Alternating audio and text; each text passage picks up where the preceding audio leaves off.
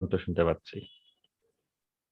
ভাই ওই যে বলতেছিলাম যে কিছু এইচডাব্লিউ এর মতো কিছু কাজ দিয়েছিলেন না, যে মানে হ্যাঁ, চাকরি কিনা এই সমস্ত প্রমাণ করে ওই মানে কাজগুলোর উত্তর কি দিয়ে দিবেন?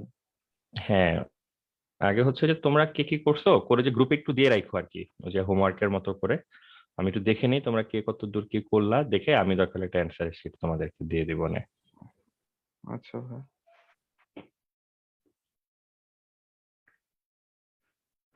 ঠিক আছে, আমরা মনে হয় শুরু করতে পারি। আর সময় ক্ষেপণ করা ঠিক হবে না, ফেসবুক লাইভে মনে হয় অ্যাক্টিভ হয়ে গেছে। তো সবাই হচ্ছে আগে লেকচার গুলো একটু দেখতে থাইকো, তাহলে সিকোয়েন্স গুলা হচ্ছে বোঝা যাবে। আর এখন যেহেতু সময় নষ্ট করার মতো সময় নাই, অতএব এগুলো একটু ঝাঁপায় পড়ে হচ্ছে বাসায় প্র্যাকটিস প্র্যাকটিস করে ফেলো। আজকে আমরা হচ্ছে অ্যারোমেটিক যৌগের বিক্রিয়া দেখবো, ঠিক আছে?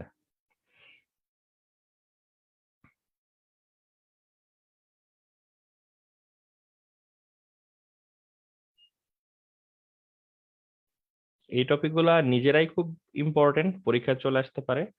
আর এগুলার থেকেও মোর ইম্পর্টেন্ট টপিক যেগুলি, সেগুলো একটু সামনে আসবে। তো সেই টপিকগুলো পড়তে গেলেও আমাদের এই কনসেপ্ট গুলি হচ্ছে কাজে লাগবে। অ্যারোমেটিক যৌগের বিক্রিয়া বলতে প্রথমে আমরা অ্যারোমেটিক যৌগ মানে কি সেটা তো বুঝি, যে বেনজিন।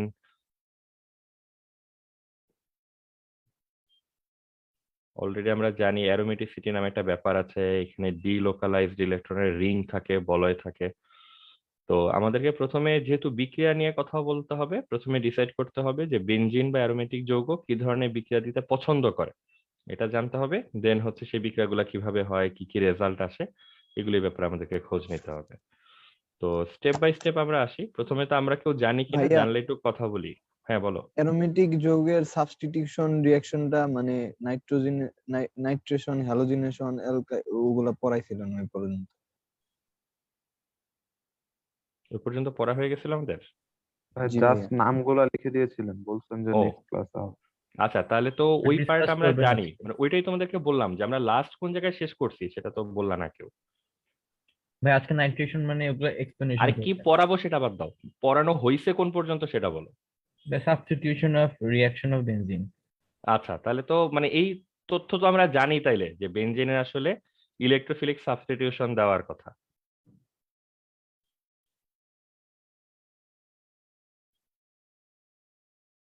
জি ভাই, মেকানিজম পর্যন্ত দেখানো হয়েছিল। তারপরে এই যে আচ্ছা। রিং এর ভিতরে প্লাস দিয়ে মারামারি হয়েছিল একটু। ও আচ্ছা আচ্ছা, হ্যাঁ এখন হচ্ছে ভালো করে মনে পড়ছে। যে ধরো আমরা তো তাহলে কৌশল টৌশল পর্যন্ত সবই দেখা হয়ে গেছিল। আচ্ছা, ওইটাই মানে কি পড়াবো এটা বললে কিন্তু বোঝা যায় না যে কোন জায়গা থেকে হচ্ছে শুরু করতে হবে। কমপ্লিট হয়েছিল সেই টপিকটাও বইলো যে কোন পর্যন্ত আমাদের কমপ্লিট হয়েছিল। যেমন এখন হচ্ছে ক্লিয়ার যে বেনজিন বা অ্যারোমেটিক যৌগ এগুলো হচ্ছে ইলেকট্রোফিলিক সাবস্টিটিউশন দেয়। এবং স্টেপ গুলো ছিল যে প্রথমে ইলেকট্রোফাইল আক্রমণ করে বেনজিন টাইপের কম্পাউন্ডকে, একটা সিগমা কমপ্লেক্স হচ্ছে তৈরি হয়, এবং সিগমা কমপ্লেক্স থেকে ফাইনাল যৌগটা হচ্ছে তৈরি হয়। এই তিনটা ধাপে বা দুইটা ধাপে হচ্ছে যৌগগুলা হচ্ছে তৈরি হয়। ঠিক আছে, তাহলে আমাদের এখানে পড়ালেখার জিনিস হচ্ছে প্রতিস্থাপনের জেনারেল নিয়মটা তো আমরা জানলাম, যে একটা ইলেকট্রোফাইল তৈরি হইতে হবে। এটা মেইন যৌগটাকে অ্যাটাক করবে, বেনজিনকে অ্যাটাক করবে, করে সিগমা কমপ্লেক্স তৈরি করবে। সিগমা কমপ্লেক্স থেকে নতুন করে যৌগটাতে কিছু রিঅ্যারেঞ্জ হবে, ইলেকট্রনগুলো একটু এদিক সেদিক যাবে, যাওয়ার পরে আমরা ফাইনাল প্রতিস্থাপিত যৌগটা হচ্ছে পাবো। এখন এই হ্যাঁ, সাধারণ। একটা পেন্ডিং কোশ্চেন ছিল মনে হয়, খাতায় লেখা আছে এরকম, কিভাবে ই প্লাস তৈরি হয় এরকম টাইপের। হ্যাঁ হ্যাঁ হ্যাঁ হ্যাঁ, ঠিক আছে, ওইটাই আমরা দেখবো আজকে। তো এখন হচ্ছে আমরা এই জেনারেল বিক্রিয়াটার কিছু স্পেসিফিক ফর্ম দেখতে হবে আর কি, মানে ই প্লাস আসলে কোনটা, কোন বিক্রিয়াতে কোনটা হয়। তো আমরা কিছু নামটা মতো আমাদেরকে বলে রাখছিলাম মনে হচ্ছে। যেমন প্রথম বিক্রিয়াটা হচ্ছে হ্যালোজিনেশন।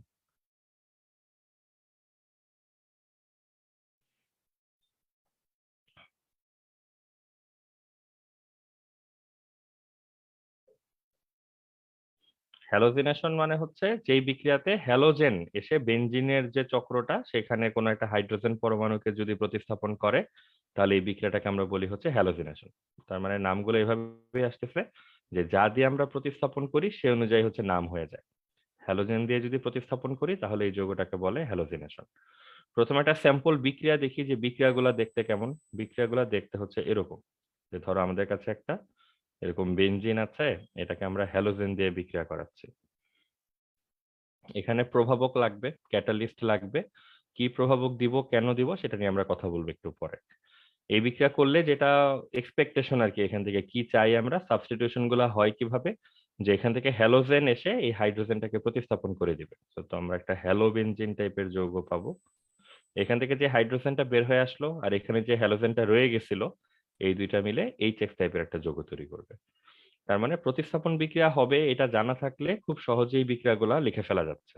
ঠিক আছে, এখন যেটা দরকার যে এই ধরনের একটা সহজ বিক্রিয়াতে ইন্টারনালি আসলে কি কি ঘটনা ঘটে সেটা হচ্ছে জানা দরকার, যেটাকে আমরা বলি হচ্ছে মেকানিজম।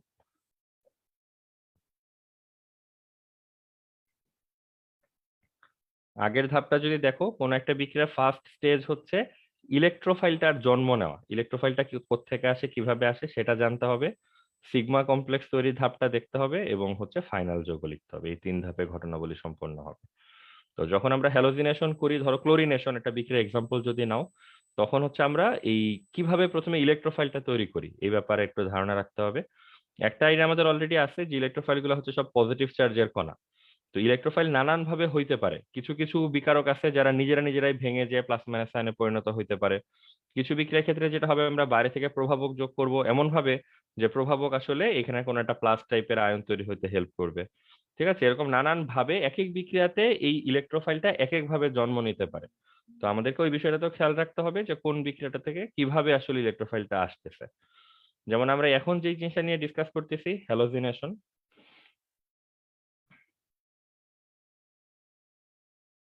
এখানে যেটা হয় আমরা একটা লুইস অ্যাসিডকে প্রভাবক হিসেবে নিই। তো এখানে প্রভাবকটা কি হয়, একটা লুইস অ্যাসিড। দেখো লুইস অ্যাসিড কিন্তু নির্দিষ্ট একটা বস্তুকে বোঝায় না। লুইস অ্যাসিডের তো একটা সংজ্ঞা টাইপের, একটা রাশি টাইপের। এই সংজ্ঞার ভিতরে যারা ফিট করে তারা সবাই হচ্ছে লুইস অ্যাসিড। কারো মনে আছে লুইস অ্যাসিডের সংজ্ঞা কি? ইলেকট্রন গ্রহণ করলে অ্যাসিড হবে। হ্যাঁ, গুড। আমাদের ব্রনস্টেডের থিওরি ছিল যারা প্রোটন দান করে তারা অ্যাসিড, আর লুইসের আইডিয়া ছিল যারা ইলেকট্রন গ্রহণ করে তারাও অ্যাসিড, এবং এই ধরনের অ্যাসিডকে আমরা এক কথায় বলি হচ্ছে লুইস অ্যাসিড। তাহলে এখানে আমরা প্রভাবক হিসেবে এমন কোনো কণা রাখবো যেটার ইলেকট্রনের প্রতি খুব ভালো রকমের আগ্রহ আছে। প্ল্যানটা কি, যদি একটু প্ল্যানটা বোঝার চেষ্টা করি, যে হ্যালোজেনের যে অণুটা আমরা নিব, এখানে তো ধরো একই রকম পরমাণু, তার মানে ইলেকট্রন তো আসলে নর্মালি আয়নিত হওয়ার কথা না, বা পরমাণুগুলো তো আয়নিত হওয়ার কথা না, সবাই আসলে নিরপেক্ষ হিসেবে থেকে যাওয়ার কথা। তো আমরা যদি এখানে কোনো একটা লুইস অ্যাসিড নেই, লুইস অ্যাসিডের কাজ হচ্ছে ইলেকট্রনের প্রতি আগ্রহ প্রকাশ করা। ও আসলে যেটা করবে, এই সুষমভাবে থাকা ইলেকট্রন গুলাকে টেনে হেঁচড়ে পরমাণু সহ নিজের কাছে নিয়ে আসার চেষ্টা করবে। এই এক্সট্রা টানাটানির ফলেই যেটা হবে, এখানে আসলে একটা ইমব্যালেন্স তৈরি হবে, একটা অসামঞ্জস্য তৈরি হবে, এবং তার ফলে আমরা দেখবো যে প্লাস মাইনাস টাইপের আয়ন তৈরি হচ্ছে। তো এটা হচ্ছে মনে মনে প্ল্যান, যে লুইস অ্যাসিডের কাজ আসলে এটাই, যে লুইস অ্যাসিড হচ্ছে ইলেকট্রন সমেত বিভিন্ন পরমাণুকে টেনে নিজের কাছে নিয়ে আসার একটা টেন্ডেন্সি দেখায়। ঠিক আছে, তাহলে এখানে ধরো হ্যালোজেনের মধ্যে তোমাদের পেয়ার অফ ইলেকট্রন আছে, একজোড়া ইলেকট্রন ধরো আছে। এটার সাথে আমরা দিলাম হচ্ছে লুইস অ্যাসিডের নাম জানি আমরা, কারা লুইস অ্যাসিড হয়, ইলেকট্রন গ্রহণ করবে তো বুঝতে পারতেছি, কয়টা নাম বলতে পারবো লুইস অ্যাসিডের? Aluminium chloride. হ্যাঁ, অ্যালুমিনিয়াম ক্লোরাইড বলতে হচ্ছে, এটা সহজ উপায় হচ্ছে অষ্টক সংকুচিত যত যৌগ আছে তাদের সবাইকে আমরা লুইস অ্যাসিড বলতে পারি, কারণ তাদের সবার ইলেকট্রন গ্রহণের একটা টেন্ডেন্সি আছে। ঠিক আছে, তাহলে অক্টেট ডেফিসিয়েন্ট যত কম্পাউন্ড আছে, aluminium chloride, boron trichloride, boron trifluoride, ferrous chloride, ferric chloride, ঠিক আছে, ডি ব্লক মৌল যারা আর কি, যাদের ফাঁকা অরবিটাল আছে ইলেকট্রন রাখার মতো। তারপর লোহা ইটসেলফ। ঠিক আছে, তো লুইস অ্যাসিডের এখানে অনেক রকম বস্তু তুমি নিতে পারো। তুমি aluminium chloride, ferric chloride, boron trichloride, boron trifluoride, লোহা, ঠিক আছে, এরকম যে কোনো কিছু নিয়েই এখানে কাজ চালাইতে পারো। এদের কাজটা হচ্ছে, আমরা একটাকে কাজটা দেখাতে পারি নাই পাওয়ার পয়েন্ট হ্যাং করার কারণে। এখানে যদি আমরা একটা লুইস অ্যাসিড নেই, ওর কাজ হচ্ছে ইলেকট্রন টেনে নিয়ে আসা, তো এরকম পরমাণু সহ ইলেকট্রন টেনে নিজের কাছে হচ্ছে নিয়ে আসে। তখন এই পরমাণুগুলা বা যে অণুগুলো আমরা নিচ্ছিলাম, যে মলিকিউলগুলো আমরা নিচ্ছিলাম, সেখানে ইলেকট্রনের একটা ইমব্যালেন্স হয়, অসমতা তৈরি হয় আর কি। আমরা এই অসমতাগুলাই চাচ্ছি আয়ন তৈরি করার জন্য। তাহলে এই হ্যালোজিনেশন বিক্রিয়াটা কিভাবে শুরু হয়, প্রথমে আমাদের ধরো আমরা ক্লোরিনেশন দেখতেছি, তাহলে আমাদের কাছে প্রথমে যেরকম একটা ক্লোরিন অণু থাকবে, এখনো কোনো ইলেকট্রোফাইল তৈরি হয় নাই, তো প্রথমে আমাদের ইলেকট্রোফাইলটা তৈরি করার ব্যবস্থা করতে হবে। আমরা এখানে কি করি, আমরা এখানে ধরো অ্যালুমিনিয়াম ক্লোরাইড একটা প্রভাবক নিই। তাহলে প্রথমে কি হয়, একটু আগে শুনছো, এই ইলেকট্রন জোড়া টোড়া সহ অ্যালুমিনিয়াম ক্লোরাইড এই ক্লোরিন পরমাণুটাকে নিয়ে নেয়। তাহলে বাম দিকের ক্লোরিনটা এই যে এই ক্লোরিনটা তো ইলেকট্রন শূন্য হয়ে যায়, তাহলে এটাকে কি দিতে হয়, ক্লোরিন প্লাস, আর বাকি অ্যালুমিনিয়াম ক্লোরাইড এবং একটা ক্লোরিন ইলেকট্রন সহ সব একবারে এসে হয় AlCl4-, এইভাবে হয়। ঠিক আছে, সবাই এই স্টেপটা হচ্ছে লিখে রাখো, বাসায় এই স্টেপগুলা প্র্যাকটিস করে করে মাথায় রাখতে হবে আর কি, যে কোনটা থেকে কিভাবে ইলেকট্রোফাইল তৈরি হয়। এখানে যে মানে সৃজনশীল উপায়ে চিন্তা করলেই জিরো পাবা আর কি, এগুলা কিন্তু হচ্ছে বেসিক, যে কোন কণাটা কিভাবে ভেঙে আসলে তোমার ইলেকট্রোফাইলে পরিণত হচ্ছে। তাহলে অ্যালুমিনিয়াম ক্লোরাইড লুইস অ্যাসিড হিসাবে পাশের পরমাণু থেকে পরমাণু টেনে হেঁচড়ে এরকম AlCl4- এরকম একটা আয়নে পরিণত হয়, আর অবশিষ্ট ক্লোরিনটা Cl+ আয়নে পরিণত হয়। এই আয়নটাকে আমরা বলি হচ্ছে ক্লোরোনিয়াম আয়ন।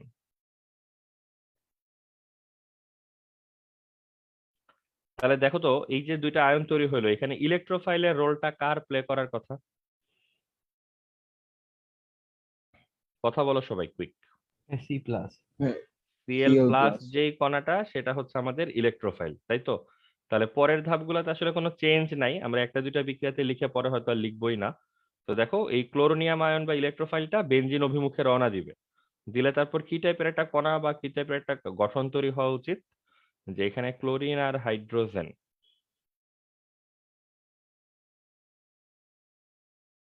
এই যে এরকম একটা জিনিসে পরিণত হওয়া উচিত। দেখো মনে আছে কিনা তোমাদের, এটা হচ্ছে সেই সিগমা কমপ্লেক্স জিনিসটা। অতঃপর সিগমা কমপ্লেক্সটাকে আবার কে অ্যাটাক করার কথা?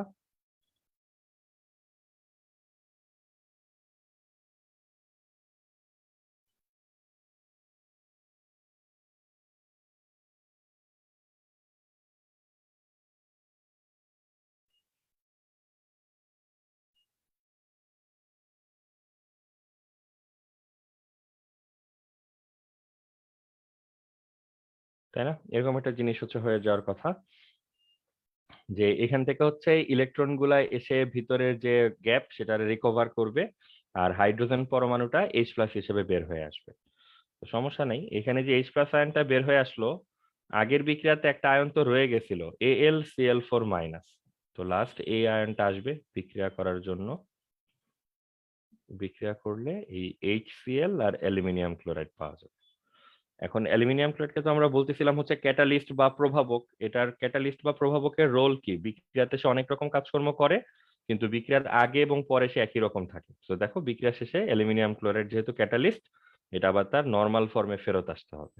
মাঝখানে এই 3 ধাপে বিক্রিয়াটা হবে, এবং তোমার যা যা যৌগ দরকার, এই যে ক্লোরোবেনজিন টাইপ যৌগ দরকার, HCl দরকার, তুমি যদি এই বিক্রিয়াটা খেয়াল করো, এই যে ক্লোরোবেনজিন এবং HCl, এই দুইটা যৌগ কিন্তু তৈরি হয়ে যাচ্ছে। ঠিক আছে, এটাই হচ্ছে বেনজিনের ক্লোরিনেশন বিক্রিয়া।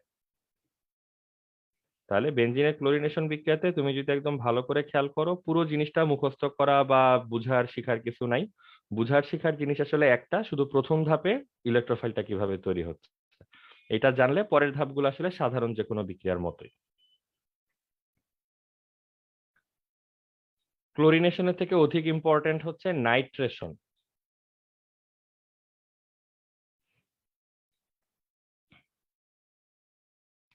আচ্ছা ভাইয়া, ওই যে ওইখানে যে ক্লোরিনের মাঝখানে বিষম বিভাজনটা হলো, ওইটার কি কোনো কারণ আছে?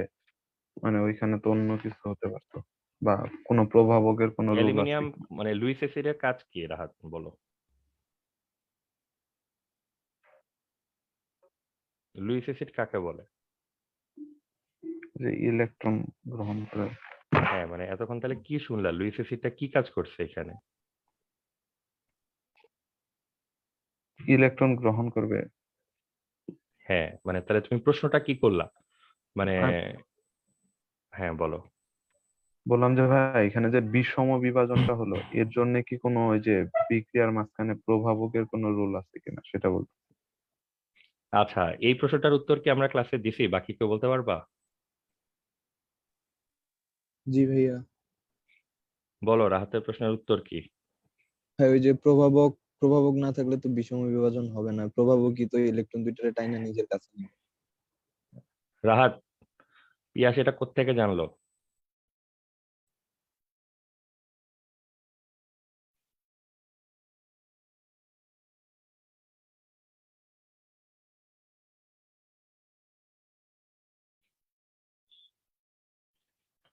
রাহাতের কাজ হচ্ছে লেকচার আবার রেকর্ডেড লেকচার দেখবা, দেখে এই কোশ্চেন উত্তর লেকচারের ভিতরে আছে কিনা ওটা খুঁজে বের করবা। রাহাত বুঝছো?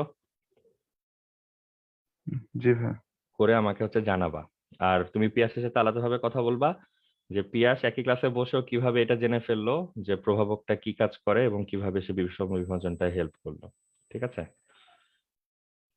এখানে হচ্ছে এর পরের বিক্রিয়াটা হচ্ছে নাইট্রেশন। আমরা তোমাদেরকে কিন্তু বারবার কয়েকটা ক্লাস ধরে বলতেছি, মানে আমাকে হচ্ছে রিপিট করাইতে চাই, আসলে লাভ নাই। মানে জিনিসটা যদি শেষ পর্যন্ত আমি দেখি যে তোমরা কোঅপারেট করতে চাচ্ছ না, আমি কিন্তু একটা এখন পর্যন্ত একটা এফোর্ট দিচ্ছি সিলেবাসটা শেষ করার জন্য, ওই এফোর্টটা কিন্তু আমি আর দিব না। ঠিক আছে? এটা আমি কিন্তু ক্লিয়ারলি বলে রাখতেছি। যদি দেখি যে তোমাদেরকে আমি এনাফ সিরিয়াস না পাচ্ছি যে সিলেবাস শেষ করার ব্যাপারে, দেন দেখবা যে আমরা আরো চমৎকার ভাবে আস্তে ধীরে পড়বো। আমরা প্রতিদিন ধরো প্রথম 15 মিনিট আগের লেকচার হচ্ছে রিভিউ করব, লাস্ট 15 মিনিট হচ্ছে সামনের লেকচারে কি পড়বো সেটা রিভিউ করব। তারপর ধরো যত রকম কোশ্চেন আমি নিজে থেকে আরো কিছু কোশ্চেন তোমাদেরকে দিব বিশ্লেষণ করার জন্য। তো এটা চলতে থাকবে, এটা চলতে থাকবে, কোনো সমস্যা নাই, সব ঠিক থাকবে, কিন্তু সিলেবাস শেষ হবে না আর কি। দেখবা যে এইচএসসি পরীক্ষা শেষ হয়ে যাচ্ছে তাও তোমার এই চ্যাপ্টারই শেষ হচ্ছে না। অতএব প্রতিদিন আমরা তোমাদেরকে একই কথা বলতেছি যে যেগুলা ধরো আমরা অ্যাড্রেস করতেছি, কিছু কোশ্চেন লাগবেই না ডিসকাস করা, সেগুলো তোমাদেরকে আমরা বলেই দিচ্ছি, না পড়লেও হবে আপাতত, বা আমরা পরে ধরো ফেব্রুয়ারি মার্চের পরে ওগুলো নিয়ে ডিসকাস করতে পারি। আর যেগুলো ধরো ক্লাসে বলে দিচ্ছি এটা হচ্ছে ধরো মানে অ্যাবসেন্ট মাইন্ড ছাড়া আমার কাছে অন্য কোনো ব্যাখ্যা নাই যে ধরো এই প্রশ্নটা যে করলা, এইসব প্রশ্ন করলে যেটা হয় যে ধরো ওই যে এই কথাগুলো যে বলতেছে তখন হয়তো তোমার অ্যান্সারটাই বলে দেওয়া যেত, কিন্তু এটা তো আসলে সলিউশন না, বুঝছো রাহাত? ওই কোঅপারেশন তোমারে করতে হবে, আদারওয়াইজ সিলেবাস শেষ হবে না। এবং মানে তুমি সামনে থাকলে তো তোমাকে ধরো কানে ধরে দাঁড় করে রাখা যেত, যে প্রশ্নটা যে তুমি করলা ক্লাসে এত ক্লিয়ারলি উত্তরটা বলে দেওয়া হইলো যে লুইস এসিড নিচ্ছি, লুইস এসিড এর কাজ কি, তো তুমি সবকিছু শুনলা টুনলা, খাতায় কি লিখছো আল্লাহই জানে, লিখে টিখে তারপর তুমি প্রশ্ন করলা যে এখানে বিষম বিভাজনটা কিভাবে হচ্ছে। বুঝছো? এগুলা কিন্তু খুবই ফ্রাস্ট্রেটিং। আচ্ছা, আমরা সামনের দিকে আগাই। নাইট্রেশন যে বিক্রিয়াটা, নাইট্রেশন কথাটার মানে হচ্ছে নাইট্রোমূলক দিয়ে প্রতিস্থাপন। ঠিক আছে? যা যা বলি দ্রুত লিখে রাখো।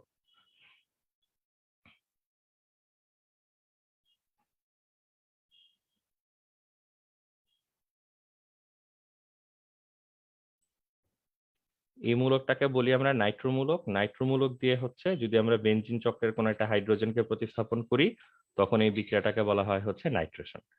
এইখানে হচ্ছে নাইট্রেশন বিক্রিয়ার প্রভাবকটা নেওয়া আছে, গাঢ় নাইট্রিক অ্যাসিড এবং গাঢ় সালফ্রিক অ্যাসিডের মিশ্রণ হচ্ছে ব্যবহার করা হয় নাইট্রেশন বিক্রিয়ার জন্য। এইটা আমরা কেন ইউজ করি এটা আমরা বলে দিব। ঠিক আছে? ব্যাখ্যার মাঝখানে একটা জায়গায় বলে দিব। তো আপাতত ব্যাখ্যা জানা থেকেও বেশি ইম্পর্টেন্ট হচ্ছে এটা জানা যে নাইট্রেশন বিক্রিয়াতে নাইট্রিক অ্যাসিড তো থাকতেই হবে, মানে তোমার নাইট্রোমূলকটা তো কেউ না কেউ সাপ্লাই দিতে হবে, তো নাইট্রোমূলকের সাপ্লায়ার হচ্ছে নাইট্রিক অ্যাসিড, এটাও ছোট করে লিখে রাখতে পারো, NO2 সাপ্লায়ার। আর সাথে হেল্প করার জন্য আমরা রাখি হচ্ছে সালফিউরিক অ্যাসিডকে। তো কার কাজ কি, কে কিভাবে কাজ করে এটা আমরা জানবো। আগে একটা উদাহরণস্বরূপ বিক্রিয়া দেখি যে নাইট্রিক অ্যাসিড যেটা আছে, মানে আগে হচ্ছে আমরা তোমাদেরকে আগেও বলছি যে বিক্রিয়া সলভ করার ওয়ে হচ্ছে দুইটা, একটা হচ্ছে বিক্রিয়ার অ্যান্সারটা লিখতে পারা, আরেকটা হচ্ছে বিক্রিয়াটার কৌশল জানতে পারা যে আসলে বিক্রিয়াটা কিভাবে হচ্ছে। তো আমরা প্রথম স্টেজটা দেখি যে যদি কৌশল না লাগে, আমার শুধু বিক্রিয়াটার অ্যান্সার লেখা লাগে, তাহলে যেন আমরা ফার্স্ট এই কাজটা করতে পারি। এই ধরনের নাইট্রেশন বিক্রিয়াতে নাইট্রিক অ্যাসিড অলওয়েজ হচ্ছে এইভাবে ভাঙবে, শুধু এটা মাথায় রাখলে তোমার কাজ আসলে 80% ডান।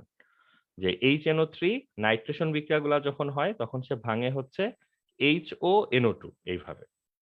ঠিক আছে? তাহলে দেখো তোমার যদি একটা নর্মাল নাইট্রেশন বিক্রিয়া তুমি করো, যে ধরো এটা হচ্ছে একটা বেনজিন,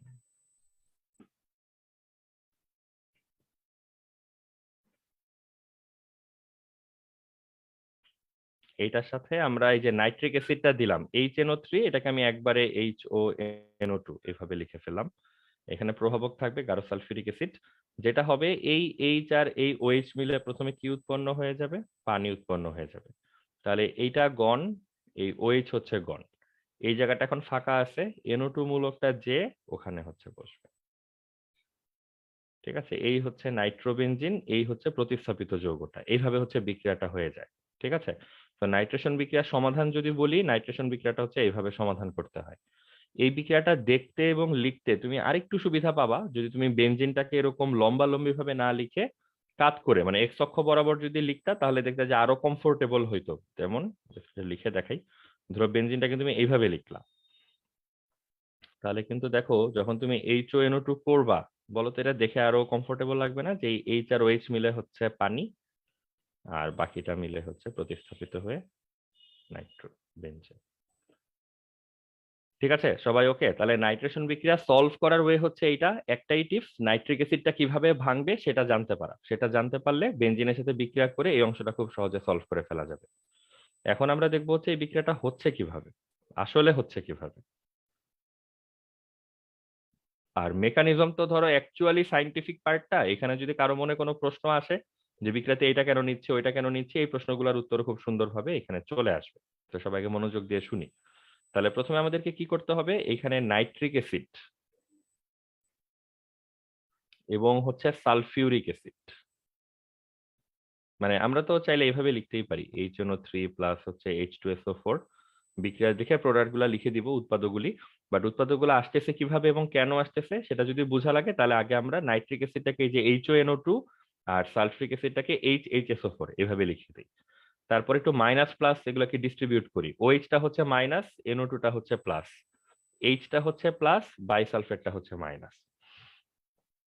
দেন এখানে কি হয়, এই OH মাইনাস পার্টটা আর H প্লাস পার্টটা, এই দুইটা পার্ট মিলে প্রথমে কিসে পরিণত হয়, পানিতে পরিণত হয়। বাকি যে NO2 প্লাস দেখতেছো সেটা আলাদা হয়ে যায় NO2 প্লাস হিসেবে, এবং বাইসালফেট যেটা দেখতেছো সেটাও আলাদা হয়ে যায় বাইসালফেট হিসেবে।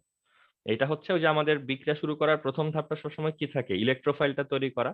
এই হচ্ছে সেই ইলেকট্রোফাইল তৈরি করার ধাপ। এটা দেখে কি বোঝা যাচ্ছে এখানে ইলেকট্রোফাইল কোন কণাটা? বুঝতে পারলে উত্তর দিও। NO2+। NO2 প্লাস, এটা হচ্ছে এখানে ইলেকট্রোফাইল। ইলেকট্রোফাইলকে তো চেনা খুব সহজ, তাই না? উপরে প্লাস চার্জ থাকলেই তো ধরো ইমিডিয়েটলি আইডেন্টিফাই করা যায় যে এটা একটা ইলেকট্রোফাইল। তাহলে প্রথম ধাপে ইলেকট্রোফাইলটা তৈরি করতেছি আমরা কিভাবে, নাইট্রিক অ্যাসিড আর সালফ্রিক অ্যাসিড নিজেরা নিজেরা বিক্রিয়া করতেছে করে পানি, বাইসালফেট আয়ন এবং তার সাথে একটা নাইট্রোনিয়াম আয়ন সে তৈরি করতেছে।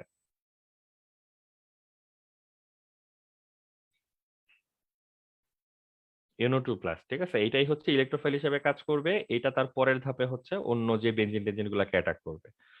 এখন তোমাদের মধ্যে কেউ কি বলতে পারবা এখানে আমরা সালফিউরিক অ্যাসিড নিচ্ছি কেন, মানে কি লাভ হচ্ছে এটা নিয়ে? সালফিউরিক অ্যাসিড, ঠিক আছে, এটা কেন নিচ্ছে?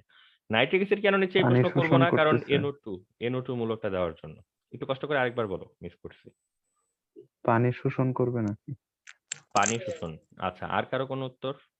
ভাই শক্তিশালী বিজারক। Sulphuric acid বিজারক? ভাই জারক জারক, সরি। আচ্ছা, এগুলা যা এখন পর্যন্ত দুজন বলছো, দুজনের উত্তর শুনে আমার মনে হচ্ছে যে মানে যা জানো বলে দিচ্ছ, উত্তরের সাথে প্রাসঙ্গিকতা পাওয়া যায় নাই, এখনো সঠিক উত্তর আসে নাই আর কি। তো চিন্তা করো আর কারো কাছে কোনো উত্তর আছে কিনা। ভাই ওই যে নেগেটিভ আয়নটা তো দরকার জন্য, প্রডিউস করার জন্য। আচ্ছা, ঠিক আছে, আমরা মানে অলরেডি বলছো তোমরা অনেকগুলা, বাট ওই যে গোল পোস্টের বিভিন্ন দিক দিয়ে শর্ট যাচ্ছে। আগে আমরা জিনিসটা সিম্পল ওয়েতে চিন্তা করি, যে আমরা এই যে বললাম যে নাইট্রিক অ্যাসিডকে আমরা HONO2 এইভাবে ভাঙবো। প্রথমে দেখো এই জায়গাটাই কিন্তু একটা কোশ্চেনেবল জিনিস, যে এইভাবে কেন ভাঙবো? আমরা তো সারা জীবন জানতাম নাইট্রিক অ্যাসিড কিভাবে ভাঙে, বলতো? H এইভাবে আলাদা। ভাঙে, তাই না? যদি আমরা বলতাম নাইট্রিক অ্যাসিড এইভাবে ভাঙবে, তাহলে কিন্তু কারো মনে কোনো প্রশ্ন আসতো না, এটাই স্বাভাবিক। কিন্তু আমরা কিন্তু এটা নতুন জিনিস দাবি করতেছি যে নাইট্রিক অ্যাসিডটাকে আমরা নিচেটার মতো করে না ভেঙে উপরেরটার মতো করে ভাঙবো। তার থেকে বড় কথা, আমরা তো ভাঙবো না, ও নিজেই আসলে উপরেরটার মতো হয়েই ভাঙবে। এখন সে কেন নিচেরটার মতো করে ভাঙতেছে না, কেন সে উপরেরটার মতো করে ভাঙতেছে, এইটার কি কেউ ব্যাখ্যা করতে পারবো? মানে এই জায়গায় আসলে ইয়েটা কি, মানে রহস্যটা কি?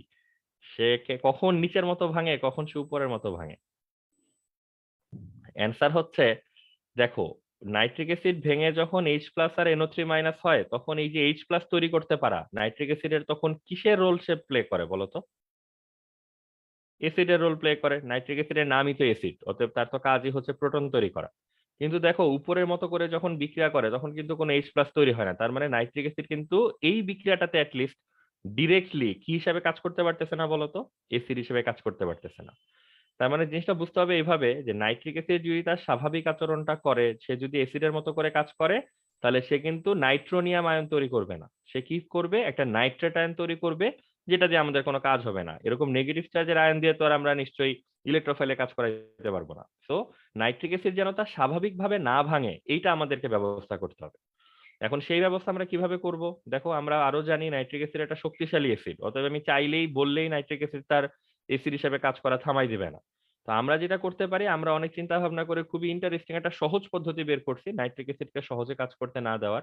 সেটা হচ্ছে আমরা নাইট্রিক অ্যাসিডের সাথে তার থেকে শক্তিশালী কোনো অ্যাসিড রাখবো। তাহলে ব্রোনস্টেডের থিওরি অনুযায়ী কি হওয়া উচিত? ব্রোনস্টেডের থিওরিতে এত ঝামেলা যায় না, সে তো শুধু বলে প্রোটন দিতে হবে আর প্রোটন নিতে হবে।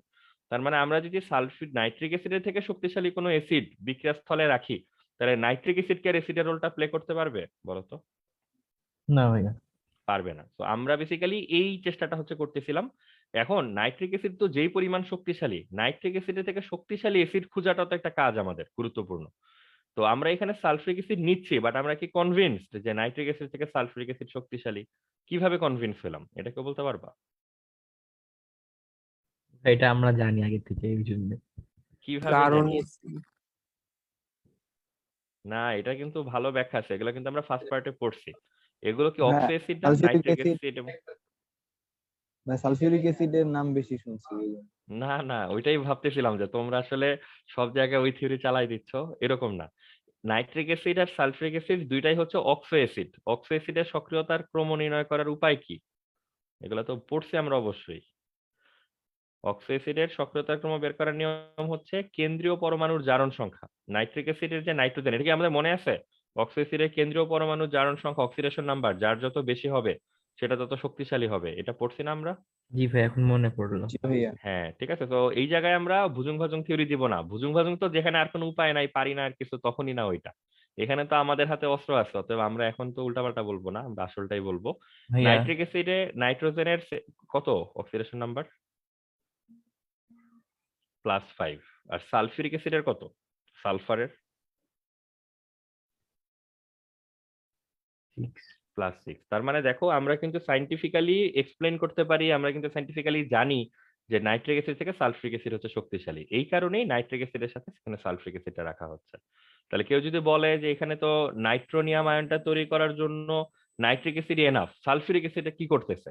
তাহলে উত্তরটা কি আমরা জানি? উত্তরটা হচ্ছে সালফিউরিক অ্যাসিড নাইট্রিক অ্যাসিড অপেক্ষা অধিক শক্তিশালী অ্যাসিড। এইটার উপস্থিতিতে নাইট্রিক অ্যাসিড ওই যে ইলেকট্রোফাইল তৈরি করতে পারে, নাইট্রোনিয়াম আয়ন তৈরি করতে পারে। এতটুকু বললেই হবে আর কি। ঠিক আছে। তাহলে এটা গেল আমাদের বিক্রিয়ার প্রথম ধাপটায়, যে নাইট্রোনিয়াম আয়ন তৈরি করা এবং সাথে সালফিউরিক অ্যাসিড কি কাজ করতেছে সেটা জেনে রাখা হচ্ছে এই ধাপটার কাজ। আর নাইট্রোনিয়াম আয়ন একবার তৈরি হওয়ার পর এটাকে আমরা ই প্লাসের মতো করে চিন্তা করব, তাইলে আর আমাদের বিক্রিয়াতে নতুন কোনো ভিন্নতা আসবে না, জাস্ট একই কাজগুলা হচ্ছে আবার করে যাইতে হবে। এই যে ইলেকট্রোফাইলটা আসবে, আসলে কি হবে বলো তো? এরকম একটা জিনিস তৈরি হবে, যে সিগমা কমপ্লেক্স, এরপরে হচ্ছে NO2টা রয়ে যাবে, H+টা বের হয়ে আসবে। H+টা ওখানে রয়ে যাওয়া কোন আয়নটার সাথে কাজ করবে? বাইসালফেট। ভাই এখানে কি অ্যারোমেটিক কম্পাউন্ড প্রুফ করতে দিতে পারে? কোনটা? ভাই যে নতুন যে অ্যারোমেটিক কম্পাউন্ডটা প্রডিউস হলো, এটা কি অ্যারোমেটিক কিনা প্রুফ করতে দিবে? এই যে এটা, জি ভাইয়া। এইটা যদি অ্যারোমেটিক প্রুফ করতে দেয়, দেওয়ার কথা না, আগে কখনো দেখিনি এই ধরনের প্রশ্ন, যদি দেয় তাহলে ওই যে অ্যারোমেটিসিটি ওগুলা চেক করে দেখাবা এটা অ্যারোমেটিক কিনা। জি ভাই। বুঝছো? মানে ওইটা তো যে হাকেল নীতি টিতি ওইসব দিয়ে চেক করে দেখাইতে হবে, বাট এই ধরনের প্রশ্ন আগে কখনো দেখা যায়নি। দেখো সালফিউরিক অ্যাসিডের কিন্তু রোল ছিল বেসিক্যালি শুধু বিক্রিয়াতে অন্যকে আসলে প্রভাবিত করা। তো যে ক্যাটালিস্ট বা প্রভাবক, যে এটা কিন্তু আবার প্রমাণ হয় বিক্রিয়া শেষে কিন্তু অপোজিট আয়নগুলো কানেক্ট হয়ে আবার কিন্তু সালফিউরিক অ্যাসিড ফেরত চলে আসে। ঠিক আছে। তাহলে এটা হচ্ছে নাইট্রেশন বিক্রিয়ার মেকানিজম, অতএব স্টেপগুলো একটু মাথায় রাখো এবং ব্যাখ্যাগুলো মাথায় রাখো কোনটা কিভাবে হচ্ছে। ভাই এখানে তো আমরা একটা মিক্সচার ইউজ করছি, তাহলে কি শুধু H2SO4টা ক্যাটালিস্ট আর ওইটা হ্যাঁ, ক্যাটালিস্ট না? ওইটা হচ্ছে রিয়েজেন্ট। জি ভাই। ঠিক আছে। দেখো আর কোনো প্রশ্ন? নাইট্রেশন এমনি ইম্পর্টেন্ট আছে, এক্সামে আসতে পারে।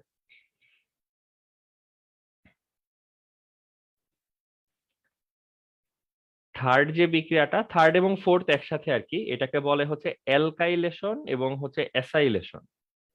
অ্যালকাইলেশন একটা বিক্রিয়া এবং হচ্ছে অ্যাসাইলেশন এটা হচ্ছে আরেকটা বিক্রিয়া। নর্মালি দুইটা পর পর থাকে, পড়ার সময় দুইটা একবারে পড়ে ফেললেই হয়।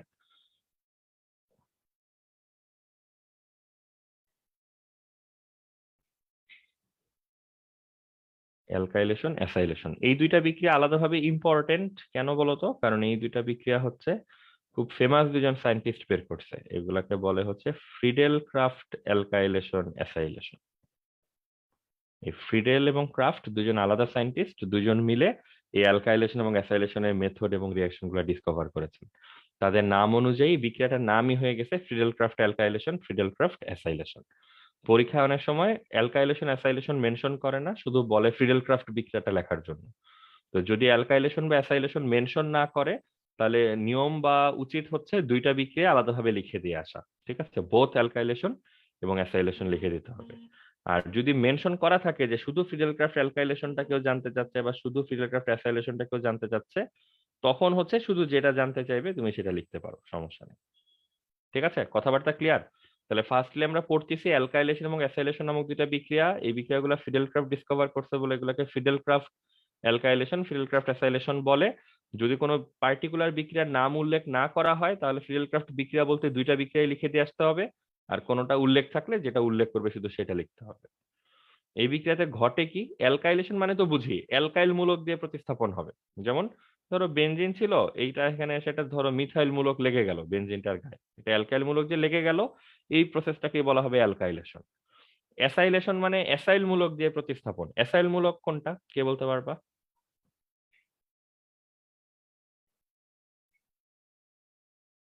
অ্যাসাইল মূলক কোনটা? এটা কিন্তু আমরা বলে দিছিলাম ক্লাসে, যদিও এরকম গাঢ় করে মানে একদম তোমাকে মনে রাখতে হবে ওইভাবে ডিসক্লেমার দিয়ে বলি নাই, কিন্তু ক্লাসে এটা বলা হয়েছিল। কোথায় বলা হয়েছিল এটা একটু পর মনে করাই দিব, বাট তার আগে দেখি কারো এমনিতেই মনে আছে কিনা অ্যাসাইল মূলক কোনটা বলতে পারি কিনা।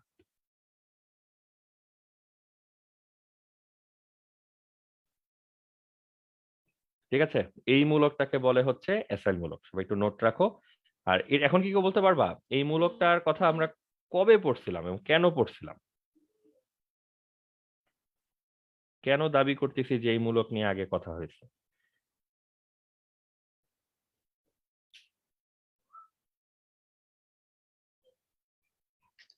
কিটোন ও অ্যালডিহাইডের বিক্রিয়া পড়ার সময়। কোন বিক্রিয়া পড়ার সময়? এটা হচ্ছে কিটোন এবং অ্যালডিহাইডের হ্যালো ফর্ম বিক্রিয়া পড়ার সময় এই জিনিসটা বলা হয়েছিল, যে এই মূলকটাই থাকতে হয় না হ্যালো ফর্ম বিক্রিয়ার সময় উপস্থিত। ঠিক আছে, এটা একটু দেখে নিও আর কি। যাই হোক, অ্যাসাইল মূলকটা মাথায় রাখতে হবে। তো তুমি যদি মিথাইল টাইপের মূলক দিয়ে বেনজিনকে প্রতিস্থাপন করতে পারো, তাহলে এটাকে বলবো বেনজিনের অ্যালকাইলেশন। আর যদি অ্যাসাইল মূলক দিয়ে বেনজিনে কোনো কার্বন হাইড্রোজেনকে প্রতিস্থাপন করতে পারো, তাহলে সেই বিক্রিয়ার নাম হবে অ্যাসাইলেশন। আর এখানে প্রভাবক হিসাবে অনাদ্র অ্যালুমিনিয়াম ক্লোরাইড রাখতে হবে। তো অনাদ্র অ্যালুমিনিয়াম ক্লোরাইড যে রাখতে হবে পরীক্ষা, সরি, বিক্রিয়াতে প্রভাবক হিসাবে, বলো এটা কি নর্মাল ব্যাপার নাকি অ্যাবনর্মাল ব্যাপার এই ধরনের বিক্রিয়ার জন্য? নর্মাল। নর্মাল ব্যাপার। এটা কি সবাই ধরতে পারছো? মানে অ্যালুমিনিয়াম ক্লোরাইড কেন নর্মাল ব্যাপার? কারণ এটা একটা লুইস অ্যাসিড। তো বুঝতে পারতেছো, মানে এখানে প্রভাবক নিয়ে হঠাৎ করে অবাক হওয়ার কিছু নাই, যারা এখানে অ্যালুমিনিয়াম ক্লোরাইড কোত্থেকে আসলো এই প্রশ্ন কিন্তু মাথায় আসা উচিতই না। অ্যালুমিনিয়াম ক্লোরাইড একটা লুইস অ্যাসিড। আমরা জানি যে প্রথম ধাপে ইলেকট্রোফাইল তৈরি করার একটা অন্যতম উপায় হচ্ছে এই যে লুইস অ্যাসিড যোগ করে ইলেকট্রনের অসমতা তৈরি করা। তো এখানে একটা লুইস অ্যাসিডই আমাদেরকে নিতে বলছে ফিডেল ক্রাফট। অতএব এটা নিয়ে মাথায় প্রশ্ন আসার কিছু নাই যে কেন লুইস অ্যাসিড নিতে বলছে। ঠিক আছে, তাহলে আমরা একটু দেখি বিক্রিয়াগুলো কেমন।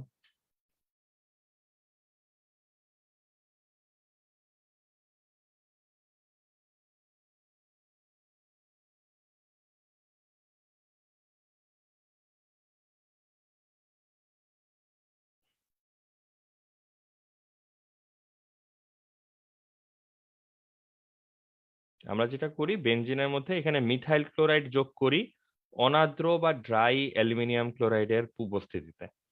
করলে কি হয়, বিক্রিয়াটা তো অনুমান করতে পারতেছে হয়তো, এই হাইড্রোজেন আর ক্লোরিন মিলে কি তৈরি করে? HCl তৈরি করে। এই জায়গাটা ফাঁকা হয়ে যায়, হাইড্রোজেনের জায়গাটা, মিথাইল মূলকটা যে ওখানে বসে পড়ে, তখন এই যৌগটা হচ্ছে তৈরি হয়। এটাকে আমরা মিথাইল বেনজিন বলি, বাট আসলে মিথাইল বেনজিন বলি না, এটাকে আমরা টলুইন নামে ডাকি, টলুইন। তো এই বিক্রিয়াটা দুইটা কারণে ইম্পর্টেন্ট হবে, দুই তিনটা কারণে। একটা হচ্ছে ফিডেল ক্রাফট অ্যালকাইলেশন বিক্রিয়া হিসেবে এটা খুব বিখ্যাত। দ্বিতীয়ত টলুইন আমাদের সিলেবাসে আছে, খুব বড় একটা ইম্পর্টেন্ট জায়গা দখল করে আছে। তো টলুইনের প্রস্তুতি হিসাবেও আমরা এই বিক্রিয়াটা ব্যবহার করতে পারবো।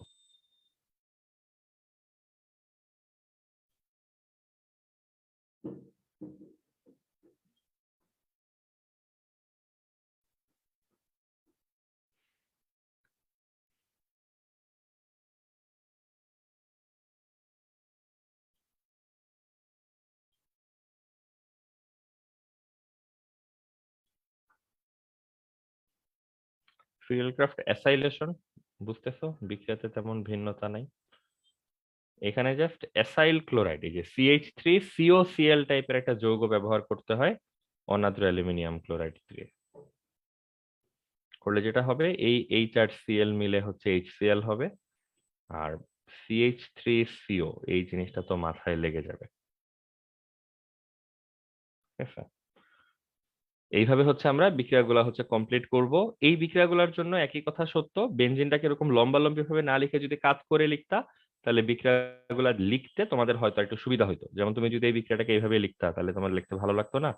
যেখানে ক্লোরোবেনজিনটাকে ধরো ClCH3 লিখলা, তাহলে তো H+Cl মিলে যে HCl হচ্ছে, বাকি দুটাকে ঠেলা মেলে লেগে হচ্ছে টলুইন তৈরি করতেছে। এই জিনিসগুলি দেখা আর একটু সহজ হইতো আর কি। তো একটু প্র্যাকটিস করে ফেললে তখন আর কোনো কিছুতে কোনো কিছু যায় আসে না কিভাবে লিখতেছো। বাট প্রথম দিকে তো মানুষ এই কমফোর্ট গুলাই খুঁজে, যে কি করলে আসলে কম পড়তে হবে বা একটু তাড়াতাড়ি করতে পারবো। তো তখন এর মাথায় রাখবা যে প্রতিস্থাপন বিক্রিয়াগুলোর সময় বেনজিনকে যদি আমরা কাট করে লিখি হেক্সাগনটারে, তাহলে আসলে বিক্রিয়াগুলো দেখতে একটু সহজ হয়ে আসবে, যে কে কার সাথে যুক্ত হচ্ছে, কিভাবে বের হয়ে যাচ্ছে, এগুলা বোঝা যাবে। তো আমরা তোমাদেরকে, এটা তো গেল বিক্রিয়া লেখা। বিক্রিয়া যদি শুধু লেখার দরকার হয় তাহলে এগুলা লিখে দিব। আর এখন আমরা তোমাদেরকে একটা কৌশল, সব লাগবে না, একটা দেখাই দিলেই হচ্ছে, আমরা অ্যালকাইলেশনের কৌশলটা দেখতে পারি। হ্যাঁ, ওটাও কি টলুইন প্রডিউস হয়েছে পরের রিয়াকশনে? না, পরেরটা তো টলুইন না, CH3CO পুরো মূলকটাই তো এখানে কানেক্টেড। এটাকে যদি একটু ভেঙে চুরে আমরা লিখতে চাই, এটা দেখতে হচ্ছে এইরকম।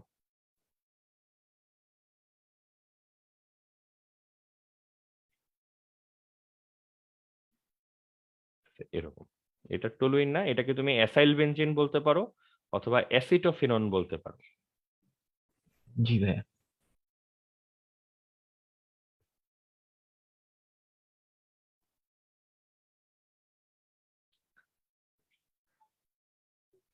ঠিক আছে, এবার হচ্ছে অ্যাসাইলেশন, সরি অ্যালকাইলেশন বিক্রিয়ার মেকানিজম।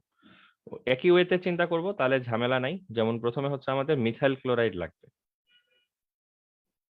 এই হচ্ছে সেই মিথাইল ক্লোরাইড। এখানে কি একজোড়া ইলেকট্রন থাকার কথা, এখানে আমাদের কি নেওয়ার কথা বলতো? Aluminium chloride.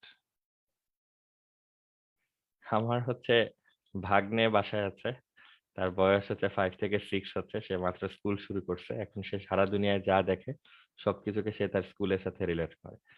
তার ভাষ্য মতে আমি হচ্ছে মিস এবং তোমরা হচ্ছে আমার বেবি, বুঝছো? আপনাকে মিস বানিয়ে দিচ্ছি।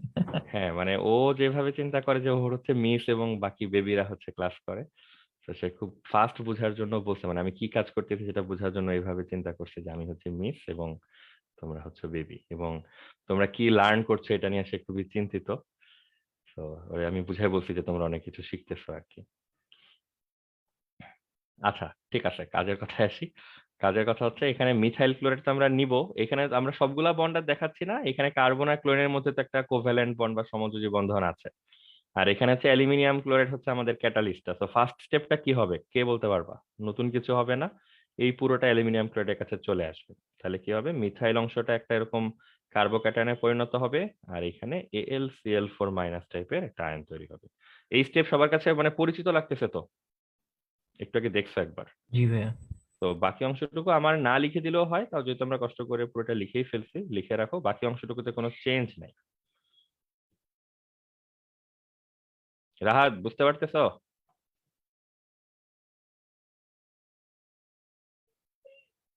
হাত চলে গেছে কষ্টে। ও আচ্ছা,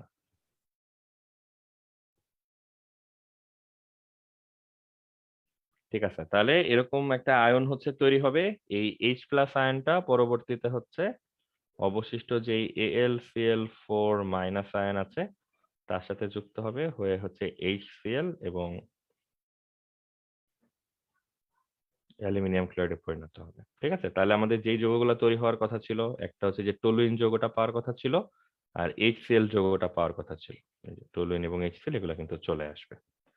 তো অ্যাসাইলেশনটা দেখো, যদি বইতে থাকে প্র্যাকটিস করে দেখতে পারো, না দেখলেও সমস্যা নেই, একইভাবে একই রকম বিক্রিয়াই হবে, অন্য কিছু হবে না। তাহলে আমরা হ্যালোজিনেশন, তারপর হচ্ছে নাইট্রেশন, অ্যালকাইলেশন, অ্যাসাইলেশন দেখলাম। আরেকটা অপশনাল, ওটা ইম্পর্টেন্ট না, বাট দেখে রাখা যায়, সেটা হচ্ছে এটা কত নাম্বার ছিল, থার্ড বা ফোর্থ বোধহয়। জি ভাইয়া, ফিফথে সালফোনেশন ছিল। ফোর্থ বা ফিফথ যেটাই বলো, এটাতে ছিল হচ্ছে সালফোনেশন।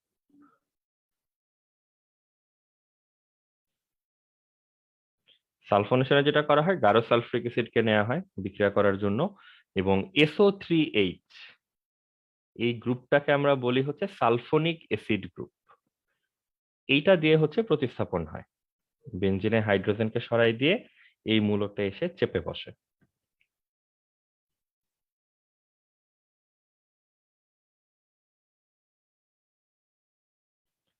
ঘটনাটা ঘটে কিভাবে, এটা একই বইতে একইভাবে লেখা থাকে, আমি মোটামুটি অথেন্টিক একটা লিখে দিচ্ছি, এটা তোমরা অ্যাপ্লাই করতে পারো আর কি। প্রথমে যেটা হয়, বিক্রিয়া শুরুতে সালফিউরিক অ্যাসিডের দুইটা অণু, দুইটা মলিকিউল নিজেদের মধ্যে বিক্রিয়া করে। বিক্রিয়া করে কি তৈরি করে?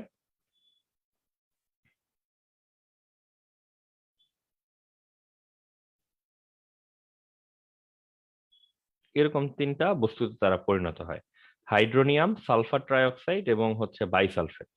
কিভাবে হয় ঘটনাটা, আমরা যেভাবে চিন্তা করলে সুবিধা হয় সেটা হচ্ছে, একটা সালফিউরিক অ্যাসিডকে মনে মনে চিন্তা করো H+HSO4- এইভাবে আমরা ভাঙতেছি।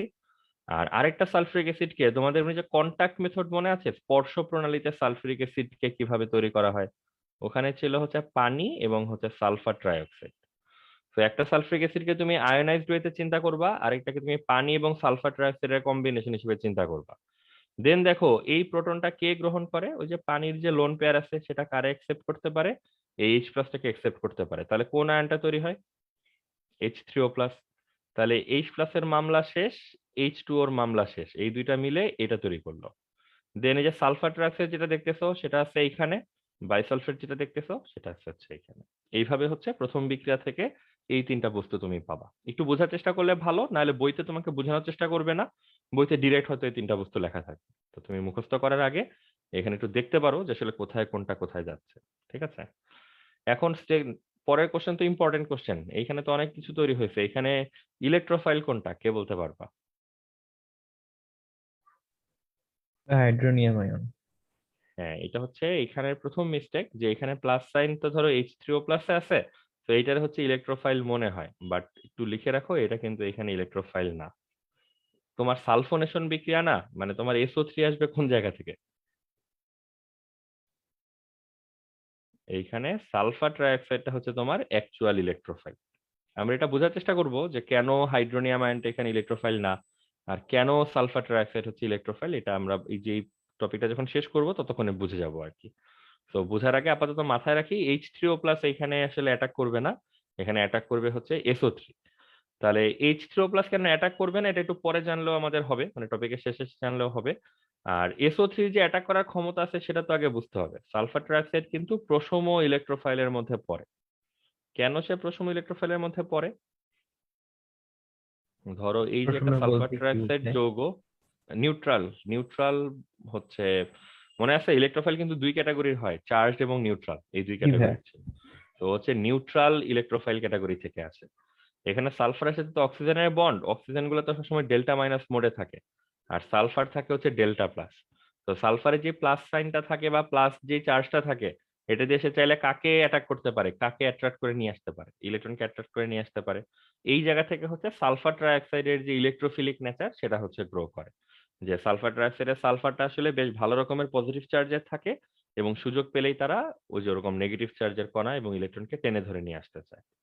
তো আমরা H3O+ কেন নিব না সেটা আমরা পরে শুনতেছি, সমস্যা নাই, বাট সালফার ট্রাইঅক্সাইডকে যে আমরা ক্লেম করার চেষ্টা করতেছি যে এইটাই ইলেকট্রোফাইল, তো এটা তো চেক করতে হবে অ্যাটলিস্ট, যেটা ইলেকট্রোফিলিক বিহেভিয়ার দেখানোর রিসোর্স আছে কিনা, কিভাবে সে ইলেকট্রোফাইলের মতো করে কাজ করবে। তো একটা জিনিস জানা গেল যে সালফার ট্রাইঅক্সাইডের মধ্যেও due to difference in electronegativity, এখানে কিন্তু চার্জের ডিস্ট্রিবিউশন এমন হয় যে সালফার ট্রাইঅক্সাইড চাইলে সে আসলে ইলেকট্রোফাইলের কাজটা করতে পারবে। এখন আমরা বোঝার চেষ্টা করি অ্যাকশন গুলা হয় কিভাবে। তো সালফার ট্রাইঅক্সাইড এখানে বেসিক্যালি অ্যাটাক করতে আসছে, সাথে আছে হচ্ছে বেনজিন। এবার তোমাদের কাছে আবার প্রশ্ন, কেউ কি এই সামনে যে সিগমা কমপ্লেক্সটা হইতে যাচ্ছে এটার সংকেতটা কি লিখতে পারবা? খাতায় লেখো তো দেখি, বাকিগুলোর সাথে তুলনা করে লেখো, এটা যেন ঠিকঠাক হয়। অনেকে যেটা হয় সালফার ট্রাইঅক্সাইড যে সিগমা কমপ্লেক্সটা লেখার সময় এটা কিন্তু ভুলভাল করে ফেলে। বলো তো এটা কি ঠিক আছে নাকি ভুল আছে?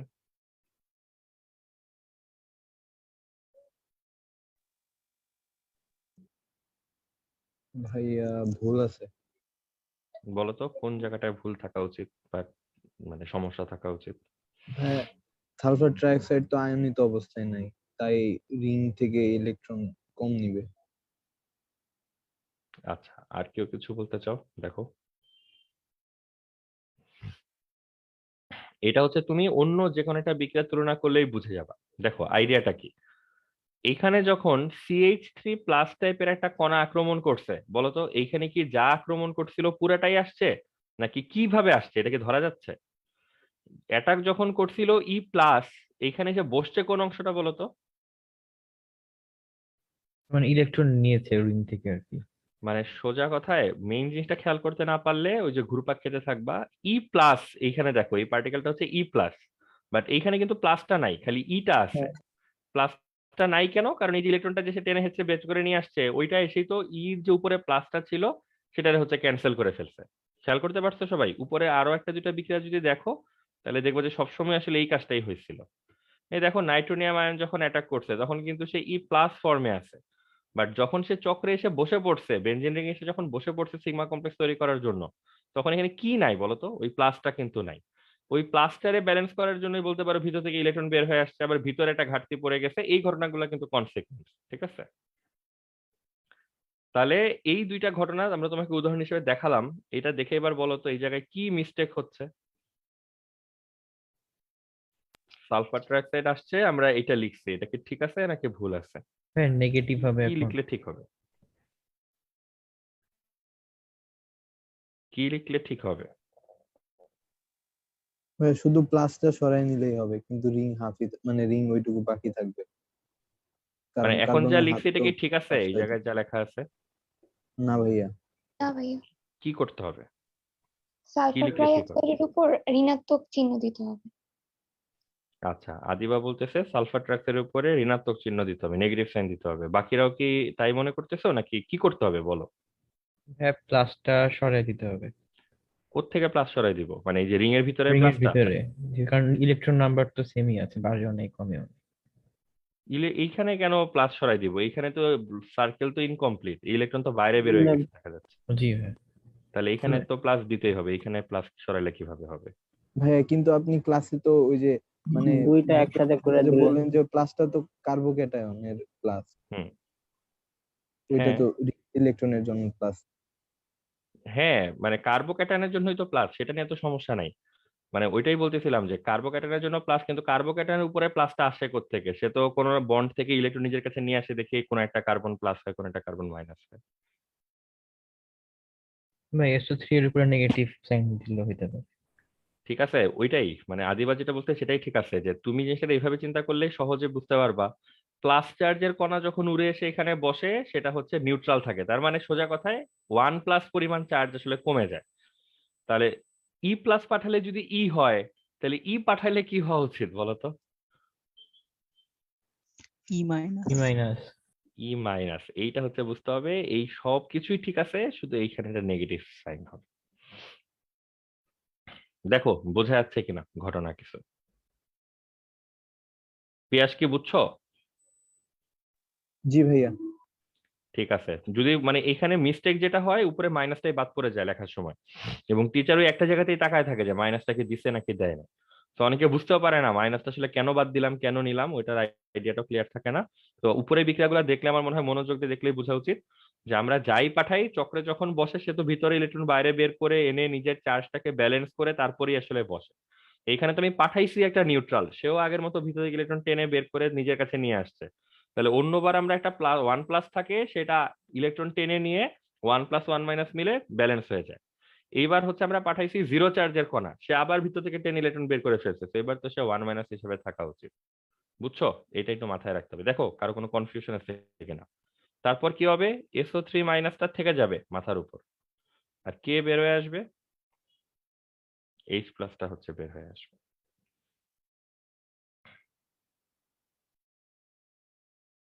এরপর কি করবা?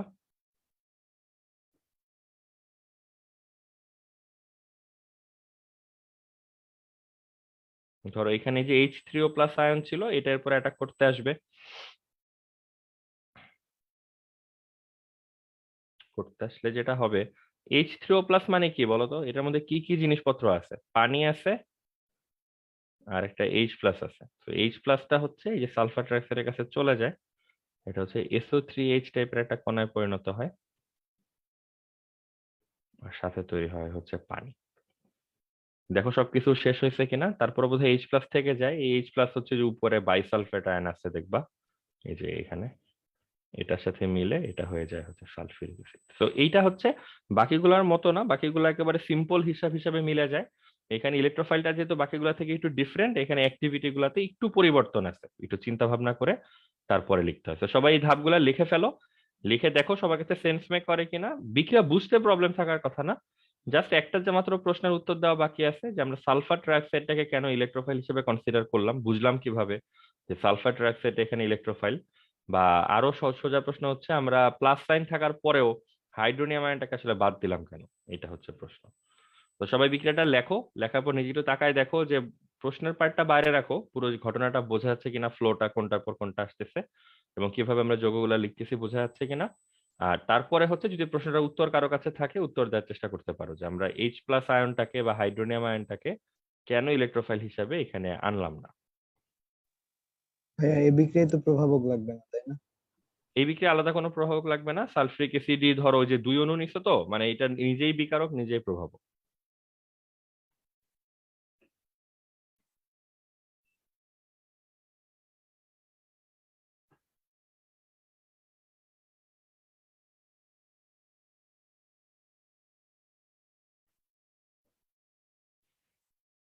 কার কোনো আইডিয়া কেন আমরা H3O+ কে নিলাম না এখানে?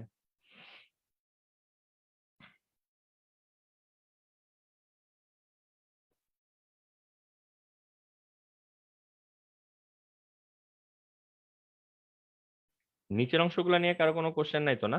এই জিনিসগুলো তো এখন বোঝা যাচ্ছে তো কোনটা কেন কিভাবে লেখা হয়েছে।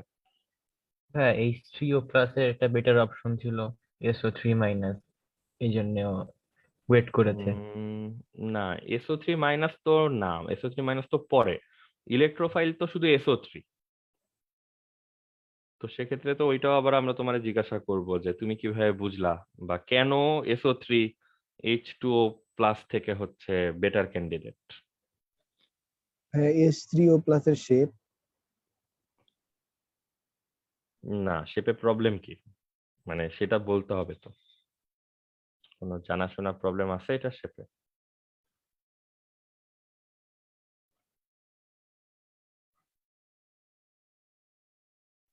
হ্যাঁ, ওই যে ত্রিভুজাকার হবে তাই সেন্ট্রাল অ্যাটম মানে যে ইয়া করতে মানে বন্ড করতে কষ্ট হবে।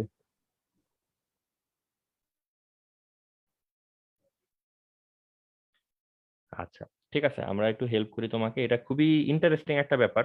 মানে ওই যে সোজা জিনিস, বাট ওই যে না জানলে যেটা হবে আর কি, যে আমরা অনেক কঠিন কঠিন ভাবে তো চিন্তা করবো জিনিসটা ব্যাখ্যা করার। প্রথমে আমরা এটা একটু জানার চেষ্টা করি যে H3O+ আয়নটার আসলে অরিজিন কি, এটা তো জানি তাই না? পানি একটা প্রোটন নেওয়ার পরে H3O+ হয়। এই যে আমরা একটা কথা বলি যে পানি জলীয় দ্রবণে, সরি পানি না, মানে এসিড জলীয় দ্রবণে প্রোটন তৈরি করে, এই কথাটা তো আসলে একটু ঝামেলা আছে। এসিড যেটা, ও তো আসলে জলীয় দ্রবণে H+ আয়ন তো তৈরি করতে পারে না, সে আসলে কোন আয়নটা তৈরি করে?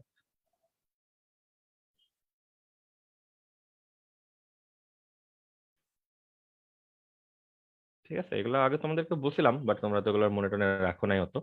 প্রথম কথা হচ্ছে হাইড্রোনিয়াম আয়ন আসলে স্পেশাল কোনো আয়ন না। হাইড্রোনিয়াম আয়ন হচ্ছে বলতে পারো H+ আয়নটার মানে ফর্মাল ফর্ম আর কি, একদম আসল নাম টাইপের, এবং আসল নাম টাইপের, যে আমরা যেটাকে কথায় কথায় প্রোটন বলি, লেখার সময় বা আসলে রিয়েল লাইফে H+ হিসেবে সবসময় থাকে না, ও পানির সাথে মিলে H3O+ হিসাবে থাকে।